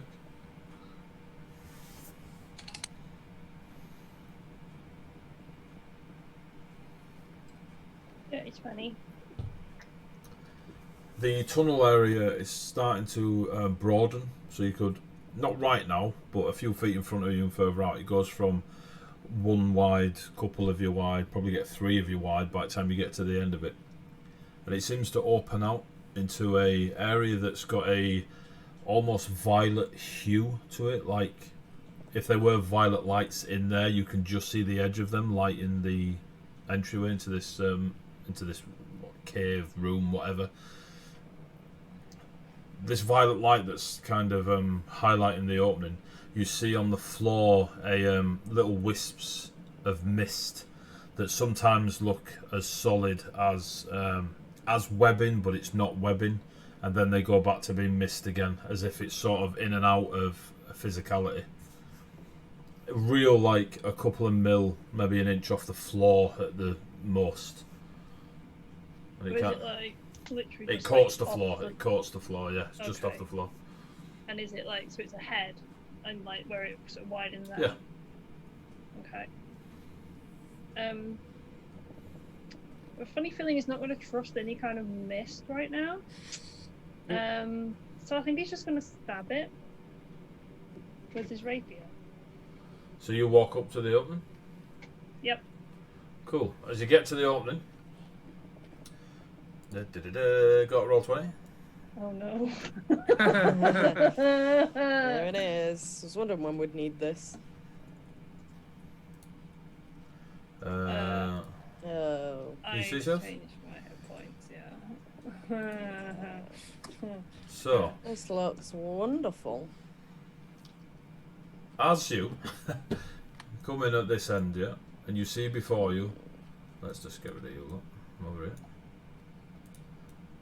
As you come into this area here, Harry, you see before you all this, yeah, and you see the mist that's on the floor. This one second wispy air, another second a solidified glue. It is sticky, but you don't think it'd slow you down sticky. But there is, and then every now and then it dissipates and comes back. As you get your rapier out and just start like prodding at it, it doesn't make any purchase. When it goes solid again, you feel a bit of resistance, but it goes back to being proper mist again. But you see out before you a very, very large room.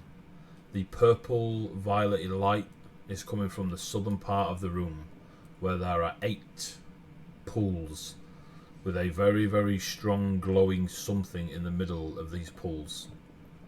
They are a couple of feet off the floor.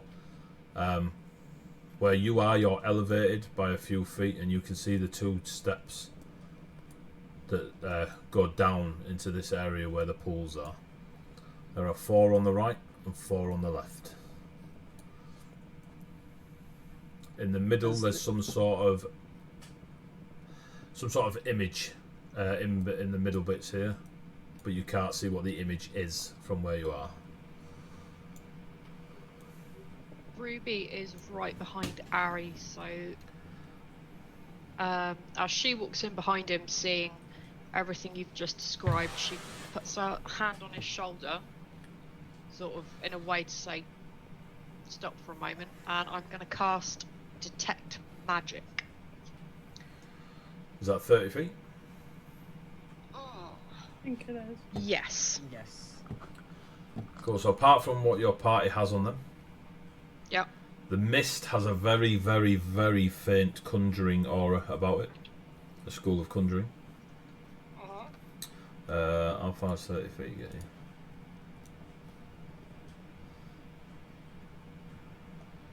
That's about it for now.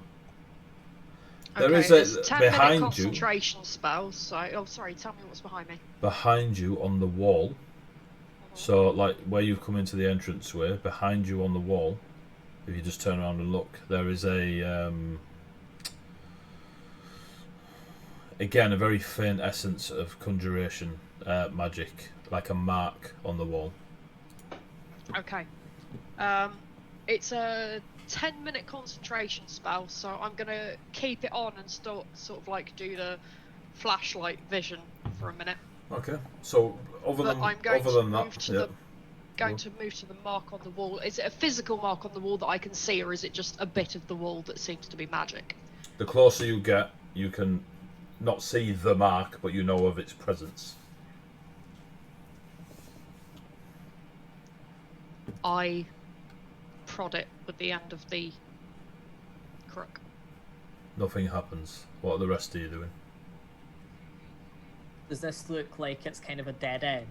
It looks like a singular room. It's massive, but you from where you are, the violet light that is in here lights up for most of the walls and ceiling that's about 40 feet above you.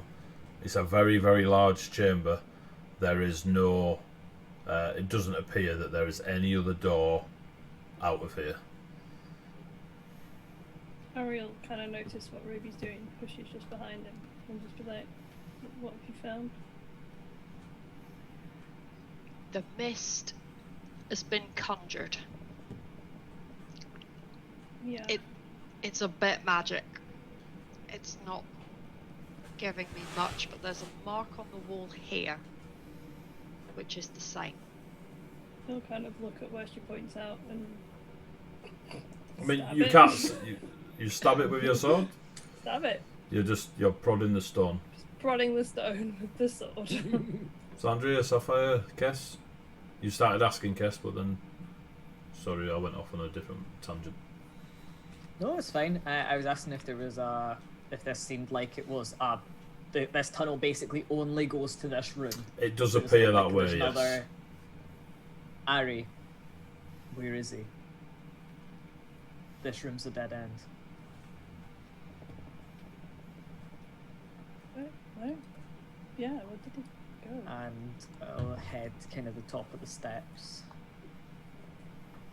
Cool. Ruby will follow because the only differentiation in the vague violet mist is in the direction he went. So I'm going to try and aim detect magic at the pools for a moment. Give me a wisdom save. Oh lord. And it's as soon as you're within 30 feet of those first two pools. Dirty 20. Oh, not you, sorry. Just Ruby. Just Ruby. Unless you're detecting magic as well. Nope. 13.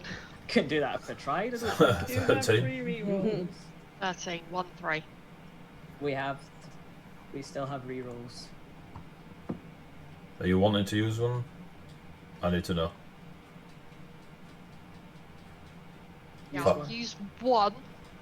But Okay. it's going to be worse, mark my words. I'll use a different dice just to be sure, but mark my words.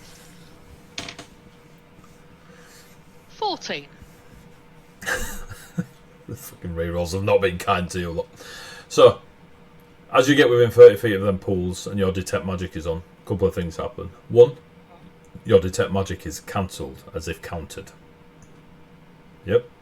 Yep. 2, you take 7 points of psychic damage.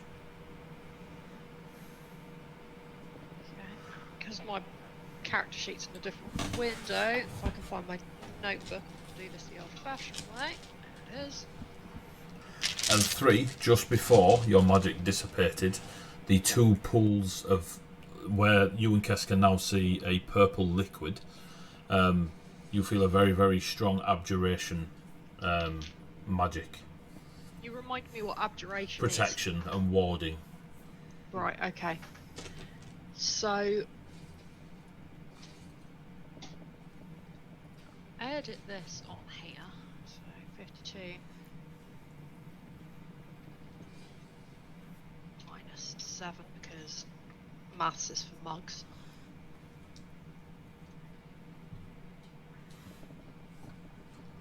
Minus 7.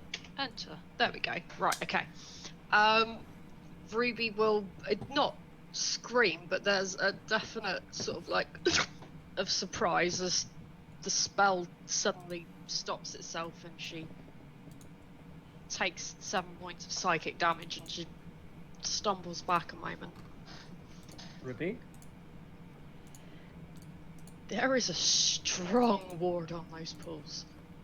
Ari's, Oh, no. Ari's down there if you can hear that. That is... That gave me a headache. Are you all in or half in, half out? What? Zandria and Sapphire, what are you doing? Moving to behind Cass. Yeah, Sapphire will move up. Kind of. He's. Before you move, Sapphire, give me a perception check. If something piques your ears. 18. You hear footsteps behind you, and as you turn, you see a small glowing glyph on the wall brighten. And in the entrance of where you are, something apparates, and you get a woo. And then when you put your hand out, there is an invisible field of force where the entrance to that cave was.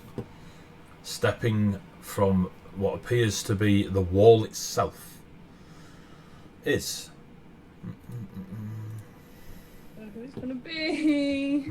We can't hear you, AD. Don't worry, I've not started speaking yet. Oh, I can So- see you talking on the Roll20. Yeah. Ah, yeah, you walk. Oh, Yeah. switch, Right. So, what you see, Sapphire, stepping from the wall, literally out of the stone itself, is probably the same height as Kess. Silver trousers that are not tightly fitting, they've got a bit of looseness to them. Up to a small hero belt. It's not an overwhelming one, but it's quite an intricate black and silver hero belt. They are, from the skin you can see, completely shredded and almost powder white in the colour of their skin. They are wearing a corset of black and silver. The corset itself is black with silver decoration around it, whether it be stud or filigree. They have long dark blue hair that hangs down past their shoulders and then is tied once it hits the shoulders, and a golden silk blindfold. And they appear to be male. And they've got their hand on the glyph. And you just hear, now you'll free my Sasha. And they just meld back into the stone. Can you all roll initiative, please? Oh. Absolutely. Look, talk to us. You we were want to gonna do it initiative anyway. at this time of night? Why would you? Also, that's what we were doing already, you little creep. 21. Also a 21. 2 seconds. Natural Also, 20. 21. Oh wow. 27. That means nothing if past experiences or anything. I know, go right? off. You hear a roar as stonework starts to shift. Now, I might need to turn this down or kill the chat. Kill the chat. It's fine. You guys can have it as loud as you want. Just realised I lost Syrinscape ages ago. So, Yeah, same. Ari, what did you get? 27. Zandria? 21. Sapphire? 21. Ruby? 21. Jesus Christ. Kess? It's the 22. Jesus. it's the free Wet. meta 21 play, don't you know? It means we're gonna win now. I was like, what is that?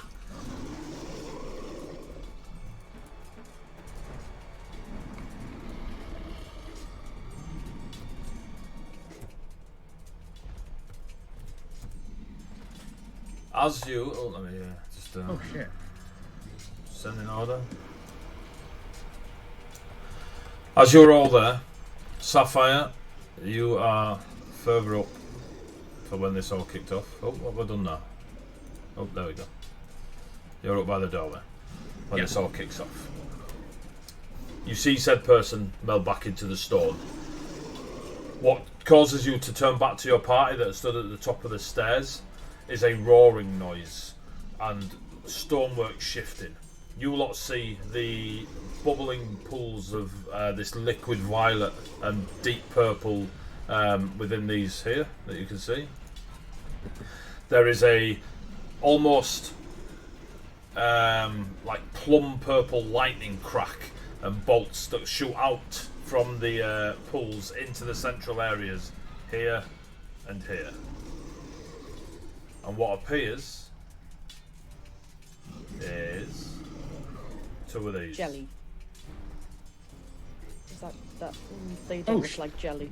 No, it's like a 2 lightning. very large lightning serpent slash dragony type creatures that are massive.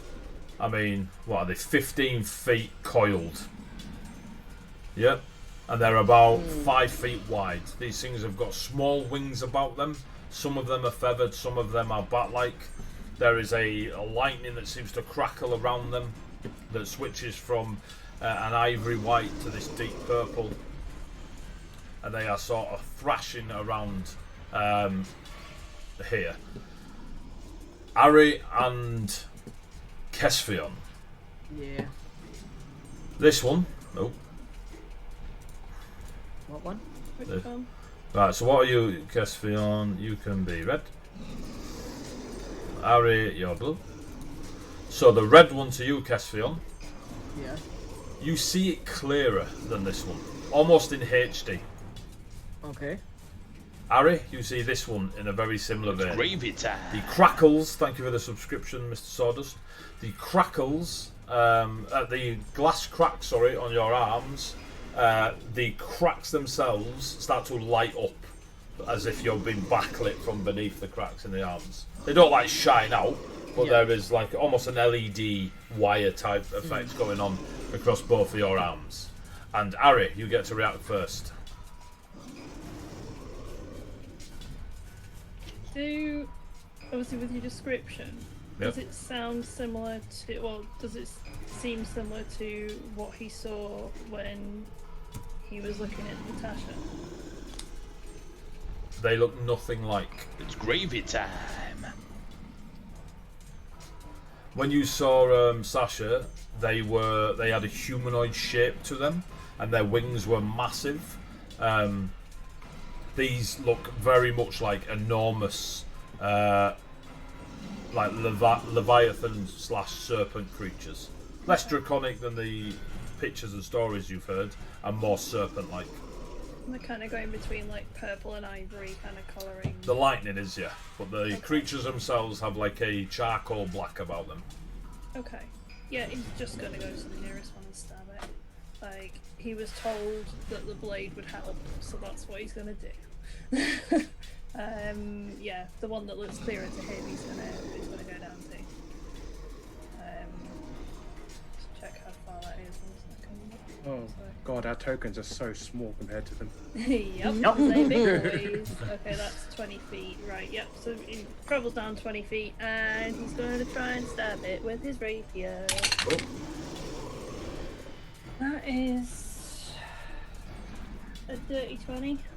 Dirty 20 hits. Okie dokie. 1-on-1, little boy. Do you not get Yeah. advantage one on them? Huh? Do you No, I not? don't get advantage on one. Oh, you get your sneak attack. Yeah, sorry. Yeah. Right, that is a 16 points of damage.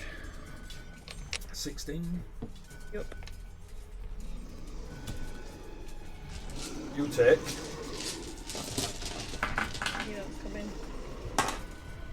3 points of healing. Oh, okay. Kesfion, you take 3 points of damage. Love that. Both the marks on your arms go vibrant and then fade.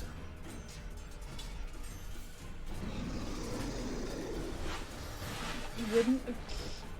You've no idea. No, you wouldn't have noticed. I'm like, you wouldn't have noticed. 2 seconds, let me change my healing. Yeah, he's gonna bonus action to stab with his dagger, which is also magical. I rolled a 6 though, so I'm kind of hoping I'm not hitting 11. You do not hit. No. You and going with your magical rapier, you spin your dagger, but you don't quite land with the dagger as it spins and thrashes around. For a large creature, it can move. He's gonna then come backwards. And I can't hit you, no. Because he's tacked. We established this last time. Guess we're on. Learning. You going for that one, yeah? Yep. Just make my way downtown. That is 17 to hit. 17 just hits.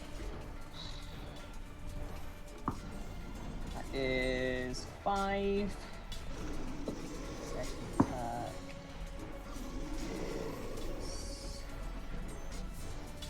math. 24.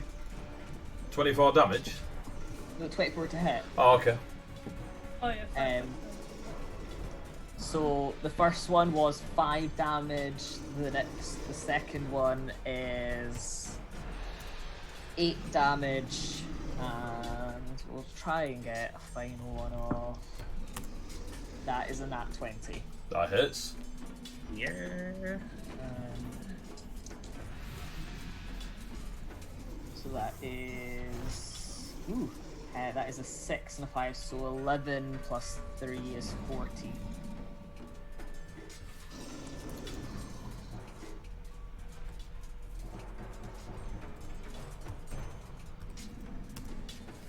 So, as you go swinging in, this one, as you get closer, has got kind of a...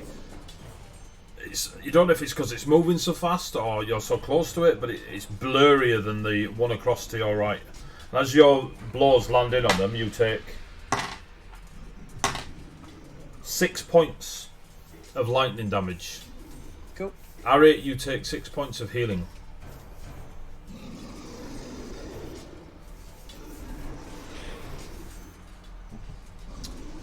Ruby.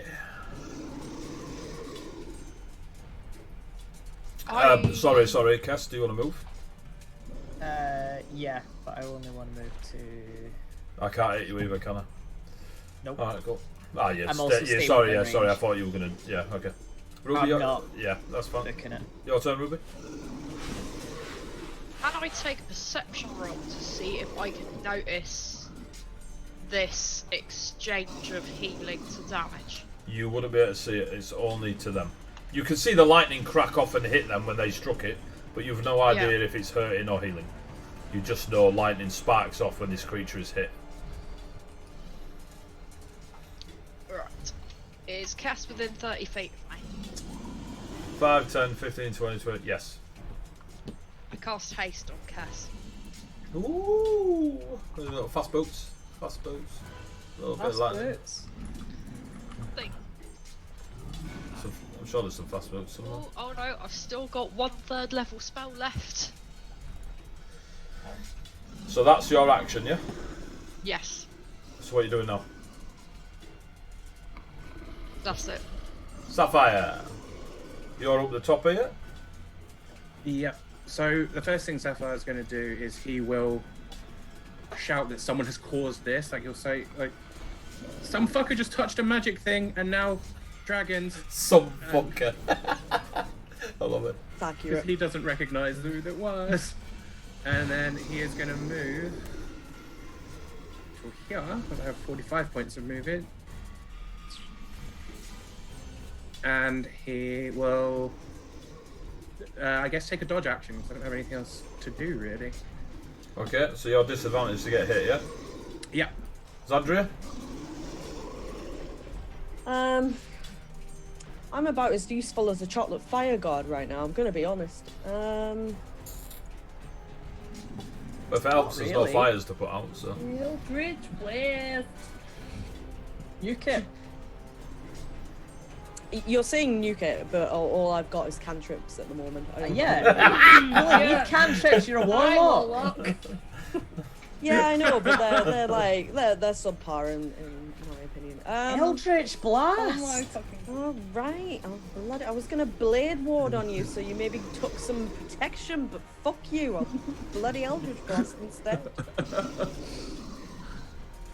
I will step to the side here, and I will just Eldritch Blast. 20 you doing? Well, the one in front of Cass. But more importantly, natural 20. Ba-boom! So Your I Eldritch feel like Blast natural 20. impacts into the- this serpent creature like a meteor. yeah. Oh, thank you for the flash cameras. What I love to have. So this is doubled. Hello, this is the one I want.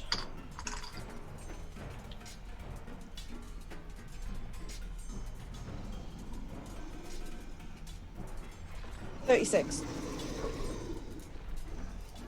36 Eldritch damage of doom. The creature is not pushed back. That's rude.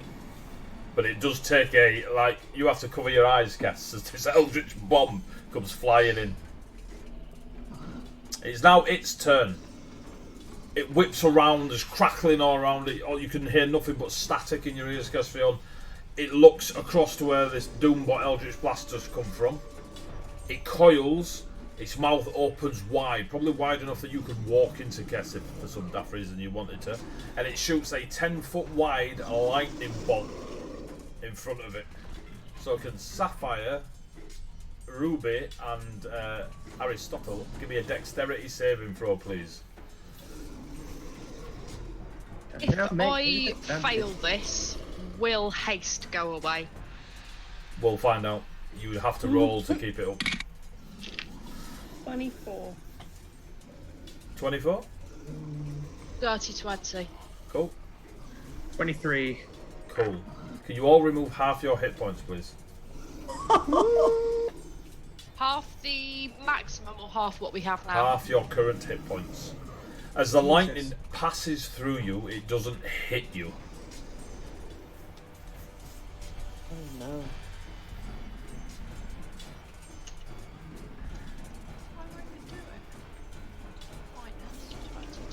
In fact, Ari, can you take half your healing, please?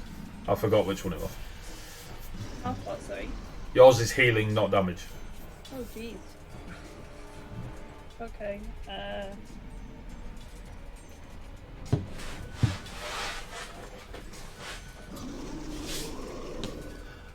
It will then settle down and sort of just sway next to Kesfion, and then its huge white-orbed eyes just turn and stare down at you, Kes.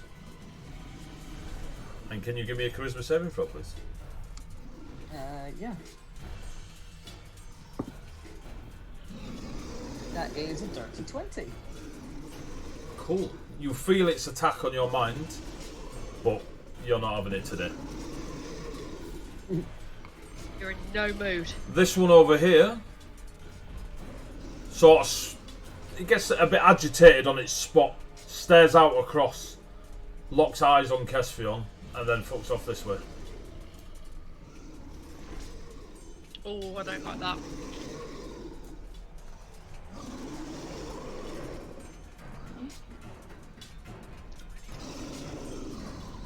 Ari, can you give me a dexterity saving throw, please? As it coils and spits forth the same electric blue lightning bolt 10 feet wide, and it just misses Ruby, but catches you. 22. 22? Now remove half your hit points, Yep. as this one hurts you.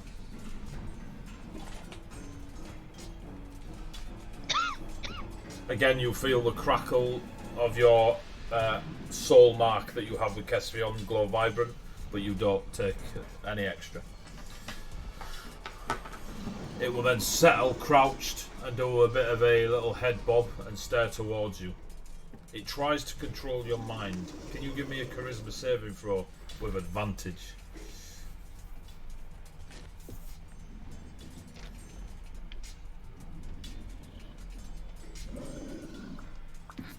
$17. 17? 2 seconds. That's pretty close.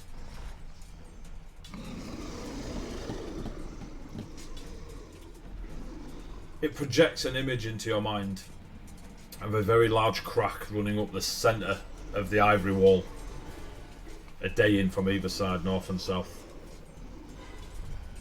that quick flash of the image, that crack in the wall is a deep one, but it's not structurally breaking. It's not like the wall's going to fall. It's just took a big hit to the wall. And you see the massive 30-foot draconic demons wielding their black obsidian hammers. But you do not take any psychic damage. And it is now your turn, Harry. Ruby, you've just had some dreadlocks singed as another bolt of lightning comes flying past you. Just adds to the crispiness. Yeah. Okay, yeah, he can get up to the door. So he's going to go back up to where they came in because he heard what Sapphire said, and he's like, "That looking good." And he's going to try and see if he can, like, perception check or whatever. As you get there, you feel the presence of like something in front of you, and you saw a wall, and you see. And as you come near it, it sort of ripples. There is a barrier of arcane energy in front of you. There is no sign that you can see of a person. Is there any sign of the glyph that Nope. Sapphire mentioned? All disappeared, as if used. Delightful. That sounds like fun. Well, just basically used all his movement and his action to get up there. This serpent, Harry, isn't as clear to you as this one. It's as if this one is blurred to your vision. You can see it, but this one with the blue dot is crystal clear. The red dot is blurred to you, and vice versa for Caspian. I love how you keep saying this like you think we're not so smooth-brained. that I am making sure it is said so when I get hammered by chat going, "Oh my god!" I get what you're saying, That's fine. but I don't understand what you're saying because Mel is very sleepy right now, much like last week. This is what happened last week. I've done all my movement, I've done my actions, I can't really do much, so he's just gonna stay there, I guess. Caspian, warrior of the sea.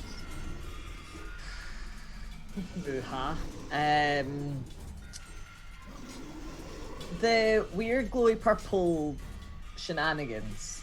The minute is now just a low bubbling. Just a low bubbling. It did the initial burst almost as if it was used to summon the large serpent creatures. It's definitely an arcane liquid of some sort.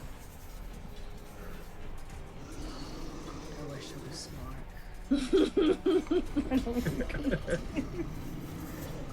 This is probably as well like baby's first shape solving puzzle, and we're all just like triangle got in circle. Kess wasn't good at these kind of puzzles as a kid.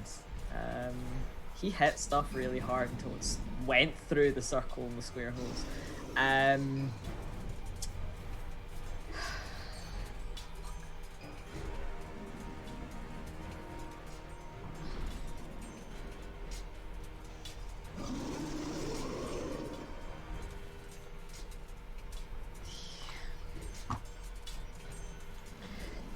Does the blue one, I know it looks like I don't have my glasses on when I look at it, but does it look like we've done any damage to it?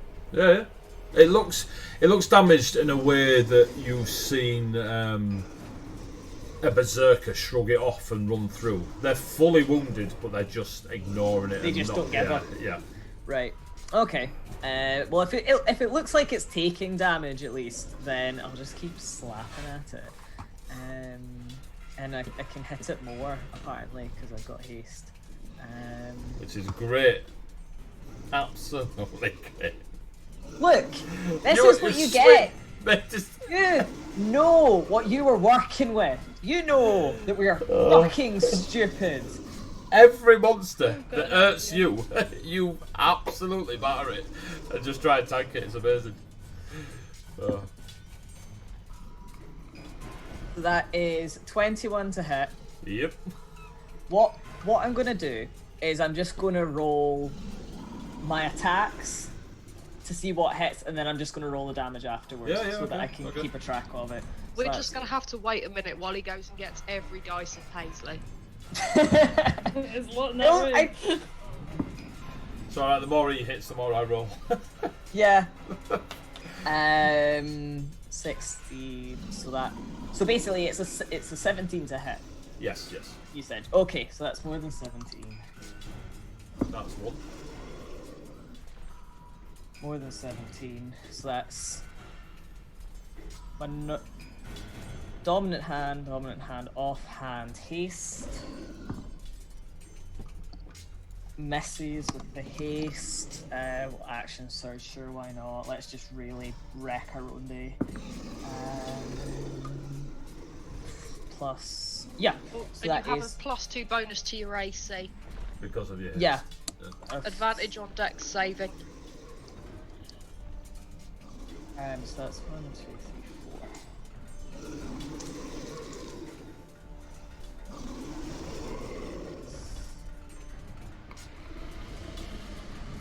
9 plus 9 is 18. Plus 4 is 22. 22. Plus 7. 22 plus 7 is 29. 29 points of damage. Your And how many attacks landed? 4 of the 5.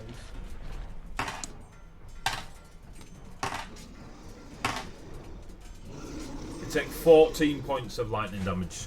Oh. Ari, you take 14 points of healing. Right, we'll play swapsies in a minute. Is that you, Kess, or are you moving and such?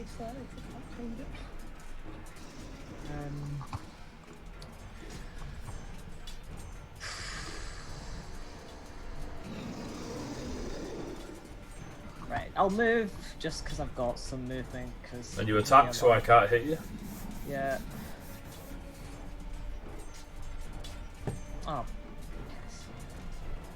I can get to here.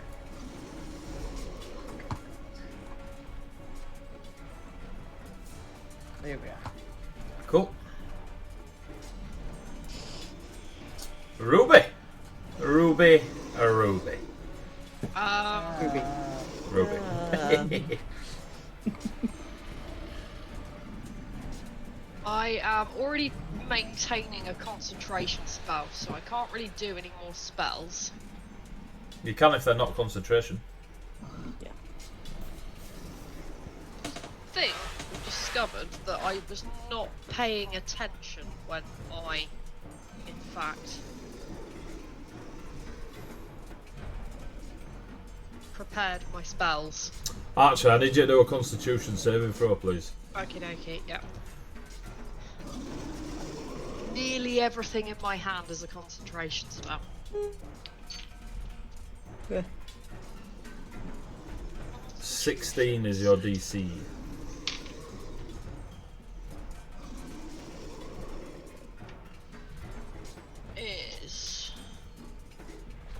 Where's my con? That is a dirty 20. Cool, you managed to maintain haste on Kess. That was from the lightning attack. Okay. So what are you doing?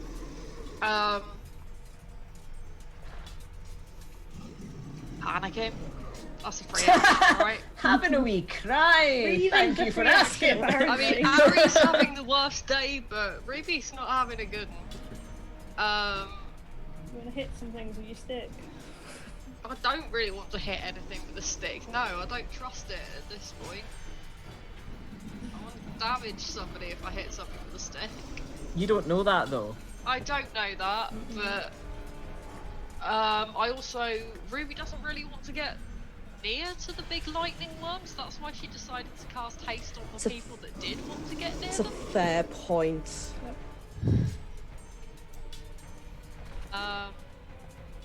Did you move double, by the way?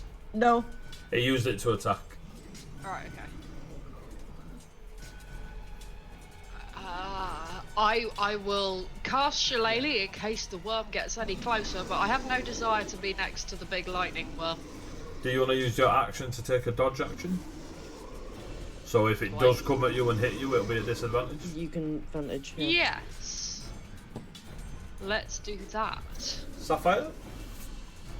Oh crap. There's not a lot between them and the lightning worm. Okay, Sapphire is. Fuck it. Sapphire's gonna rush up to this thing and he's gonna start hitting it. So yeah, it's gonna be two Naginata strikes and a punch. 16 plus 7 is 23 to hit with the first one. 23 hits. Okay.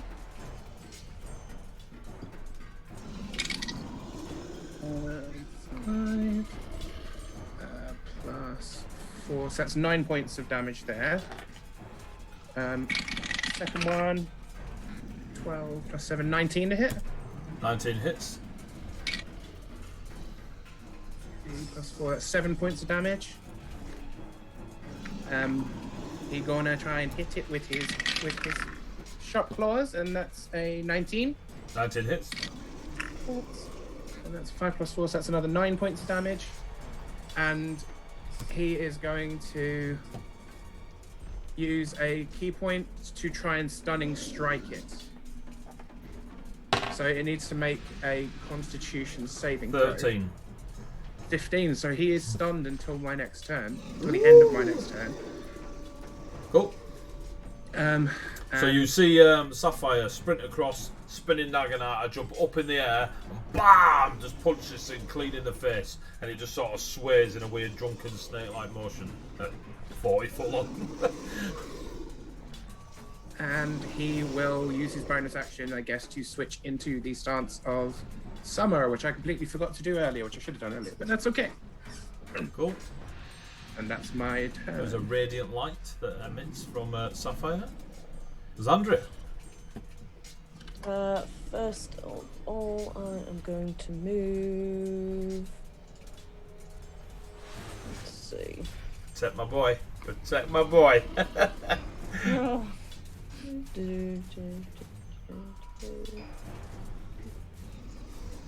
There. And then I'm gonna Eldritch Blast this one. Cool. That is a 18 to hit. 18 hits.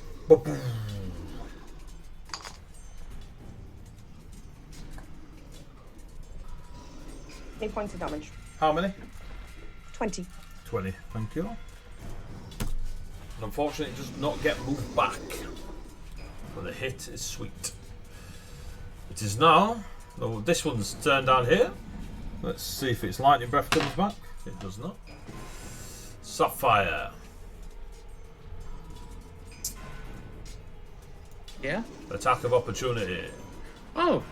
Wait, He was stunned. he's stunned, isn't he? How's Oh, he- yeah, shit, yeah. Yeah, he's stunned. My bad. He does nothing. He can't Excellent. fucking move. Cass is like, ah! Ah! He's trying to go for him, like, ah! Nearly. Alright. Huffing perish. Can't quite get to Zandria. It's going to attempt to bite your face with its enormous mouth that you my reckon it could face. swallow you whole with. But it's just going to take a nibble. Just a... That is a 2. Its tail will then whip round. That's better. 18. Yeah,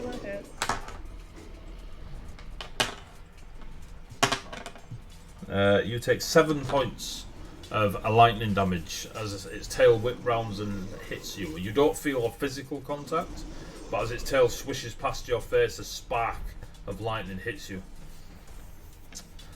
And does it get its breath back? It does not. Give me a charisma save again as it focuses its eyes on you.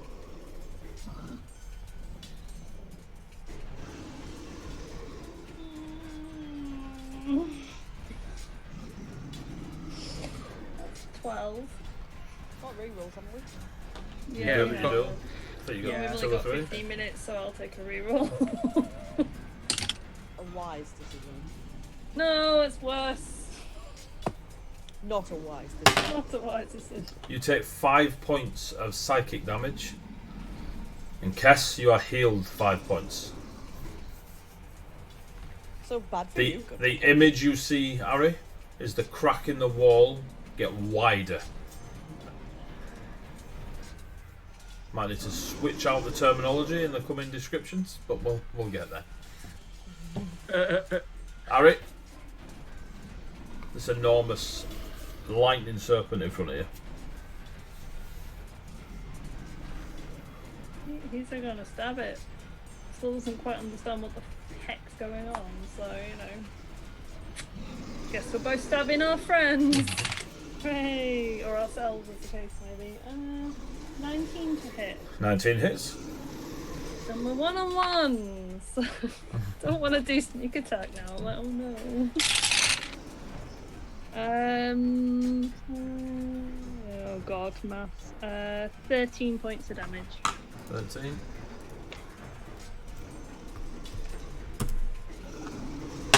You take 1 point of lightning damage, and Kess, you are healed 1 point. And yeah, then we're gonna try and stab it. Where's my die gone? Literally, I'm just using 1d20 tonight, apparently. That is...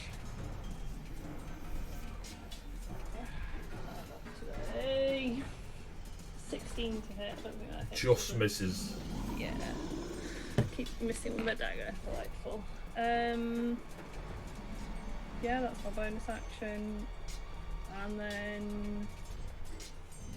I think he's gonna kind of move down here. For reasons. Then he's gonna stay there. Kess Fion, you're up. Ruby, you're next. After Kess. It's Kess's go. Yeah. I'm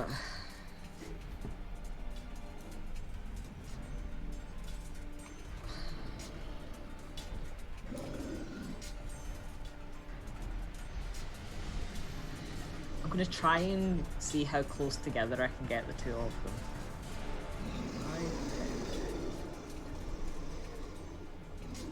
Gets me to there. That's my initial movement.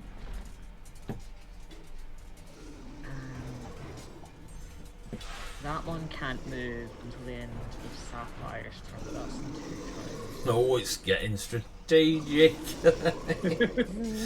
I was like, there is one thing Kess is good at, which is battles. Yeah, but it's like 10 to 11 on a Tuesday night. It Yeah, looks there's a level of stupid. smooth brain.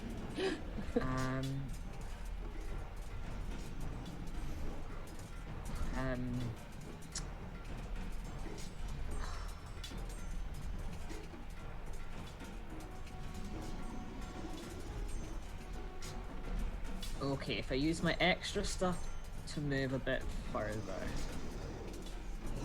we'll shout for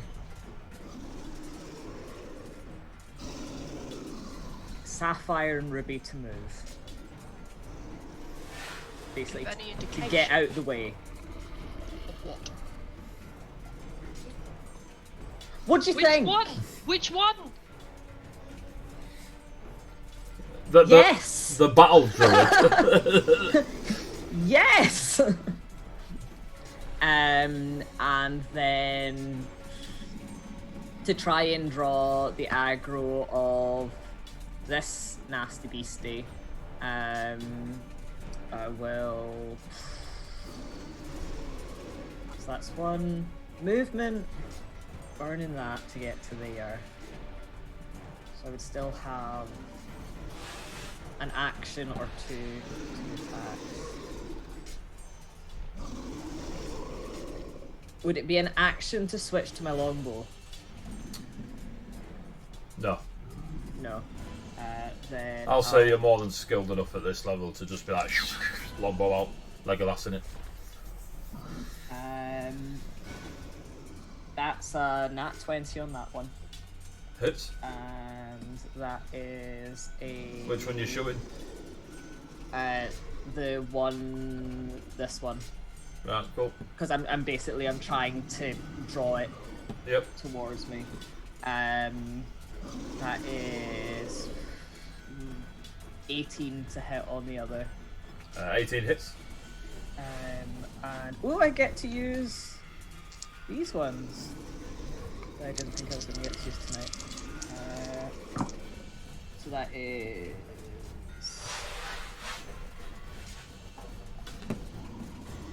7 plus 4 is 11, 12, 13, 14 on the crit, and that is 8 on the other shot.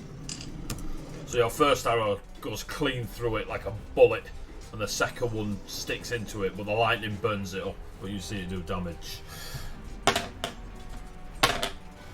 You take 5 points of healing, and Ari, you take 5 points of damage. Lightning damage. Ruby?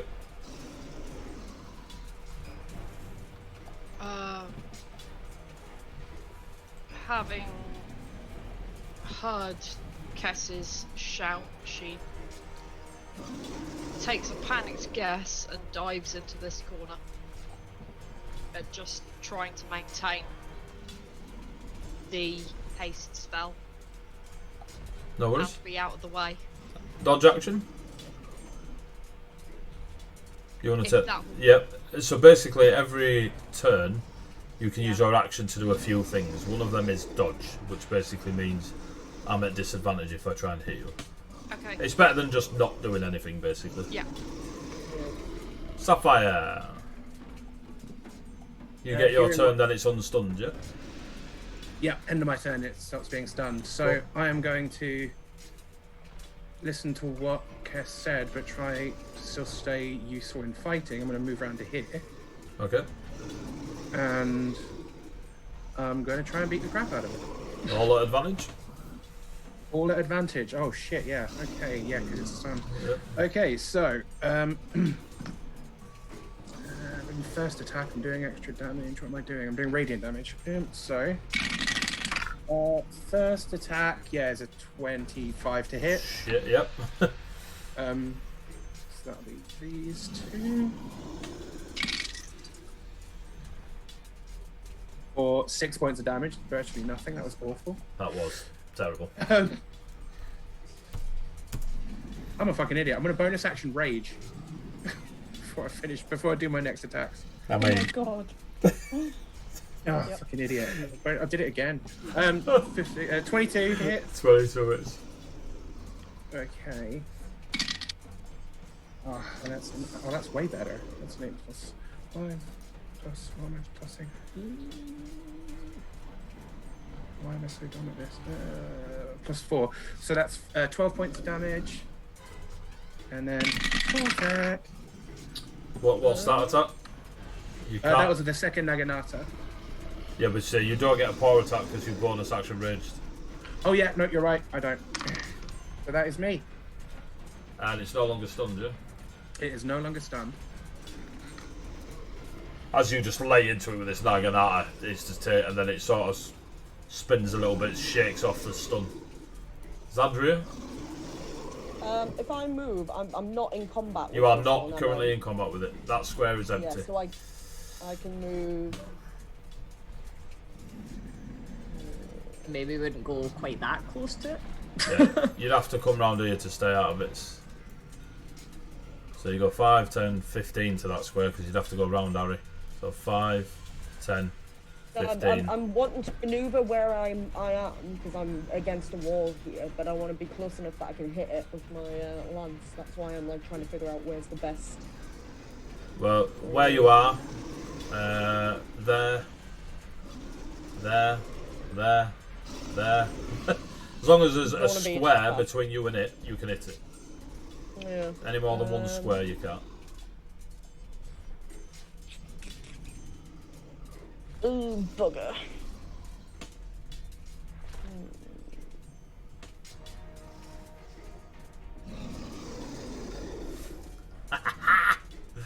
Yes. Actually, I'll hit it first and then I'll move. Okay. Are you doing any weird whizzles with your lamps? Yeah. The lance is there. No, but I mean, what are you doing with the The weird pluses? whiz was is the lance. What's you doing with the pluses? Are you ACing them, or are you leaving them on hit, or? Oh no, I always AC. Just automatically assume I will Okay. always AC the lance. I will never actually use it as extra. Okay. I'd rather have the AC.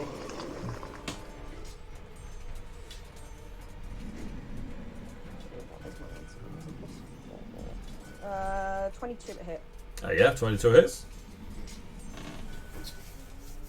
There's a lance of the lance lord thrust forward.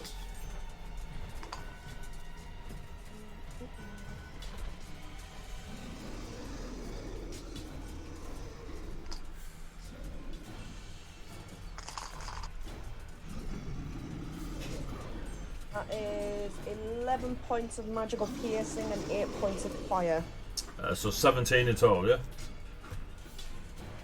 Yes. No. 8. What did you 19. say? 19. So 11 points eight. of piercing, 8 magical, yeah, 19 points. 19. Okay. Yep. Okay. And second hit. 21. 21 hits. Oh, excuse me. 10 points of piercing and 6 points of fire.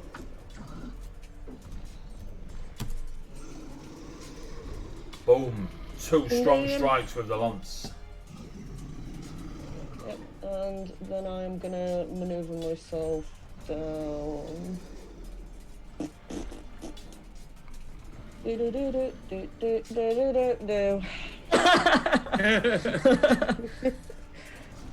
There. Yeah,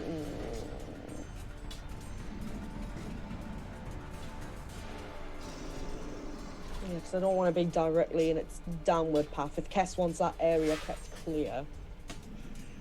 I'll tell you what, I will bonus action and I will Misty Step across this side. Okay. That's me now, though. Bam, bam. Run, run, run, run. Yeah, pretty much. Blue. Down here.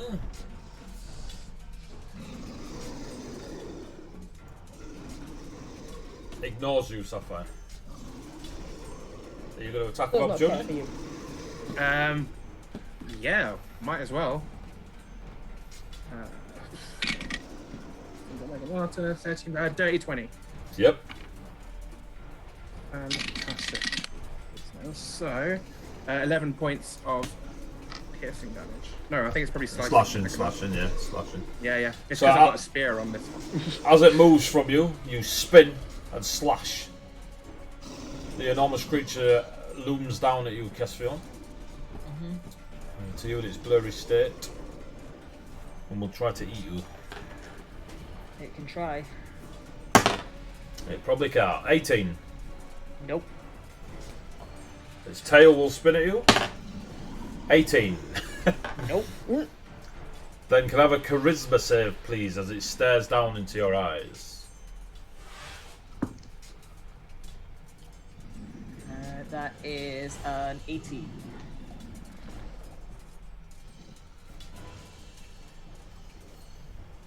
You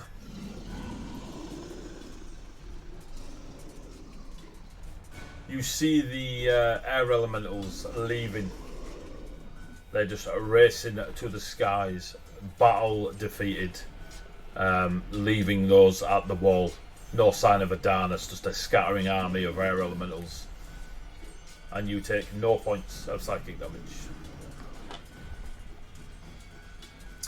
This one will bite Harry and try to eat Harry. 18, what the fuck? That does hit. Remember when we had a rogue? As it bites you, you take 12 points of damage. Again, lightning, less of a physical presence, and it will swallow you whole. Oh, lovely. So I was Oh, shit. that. there's a strange feeling of nothing physical about you. It's not like you're in a tube, which you'd expect from this serpent. It's more like you are encased in static energy. But you are currently, let's go with that, swallowed. Now, See- like Hercules, get it from the inside. Right, does it get its breath back? It does not. Does the other one? It does not. It will then...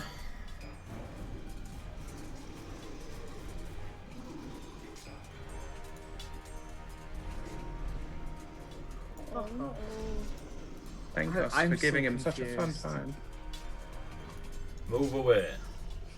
Oh, hell no.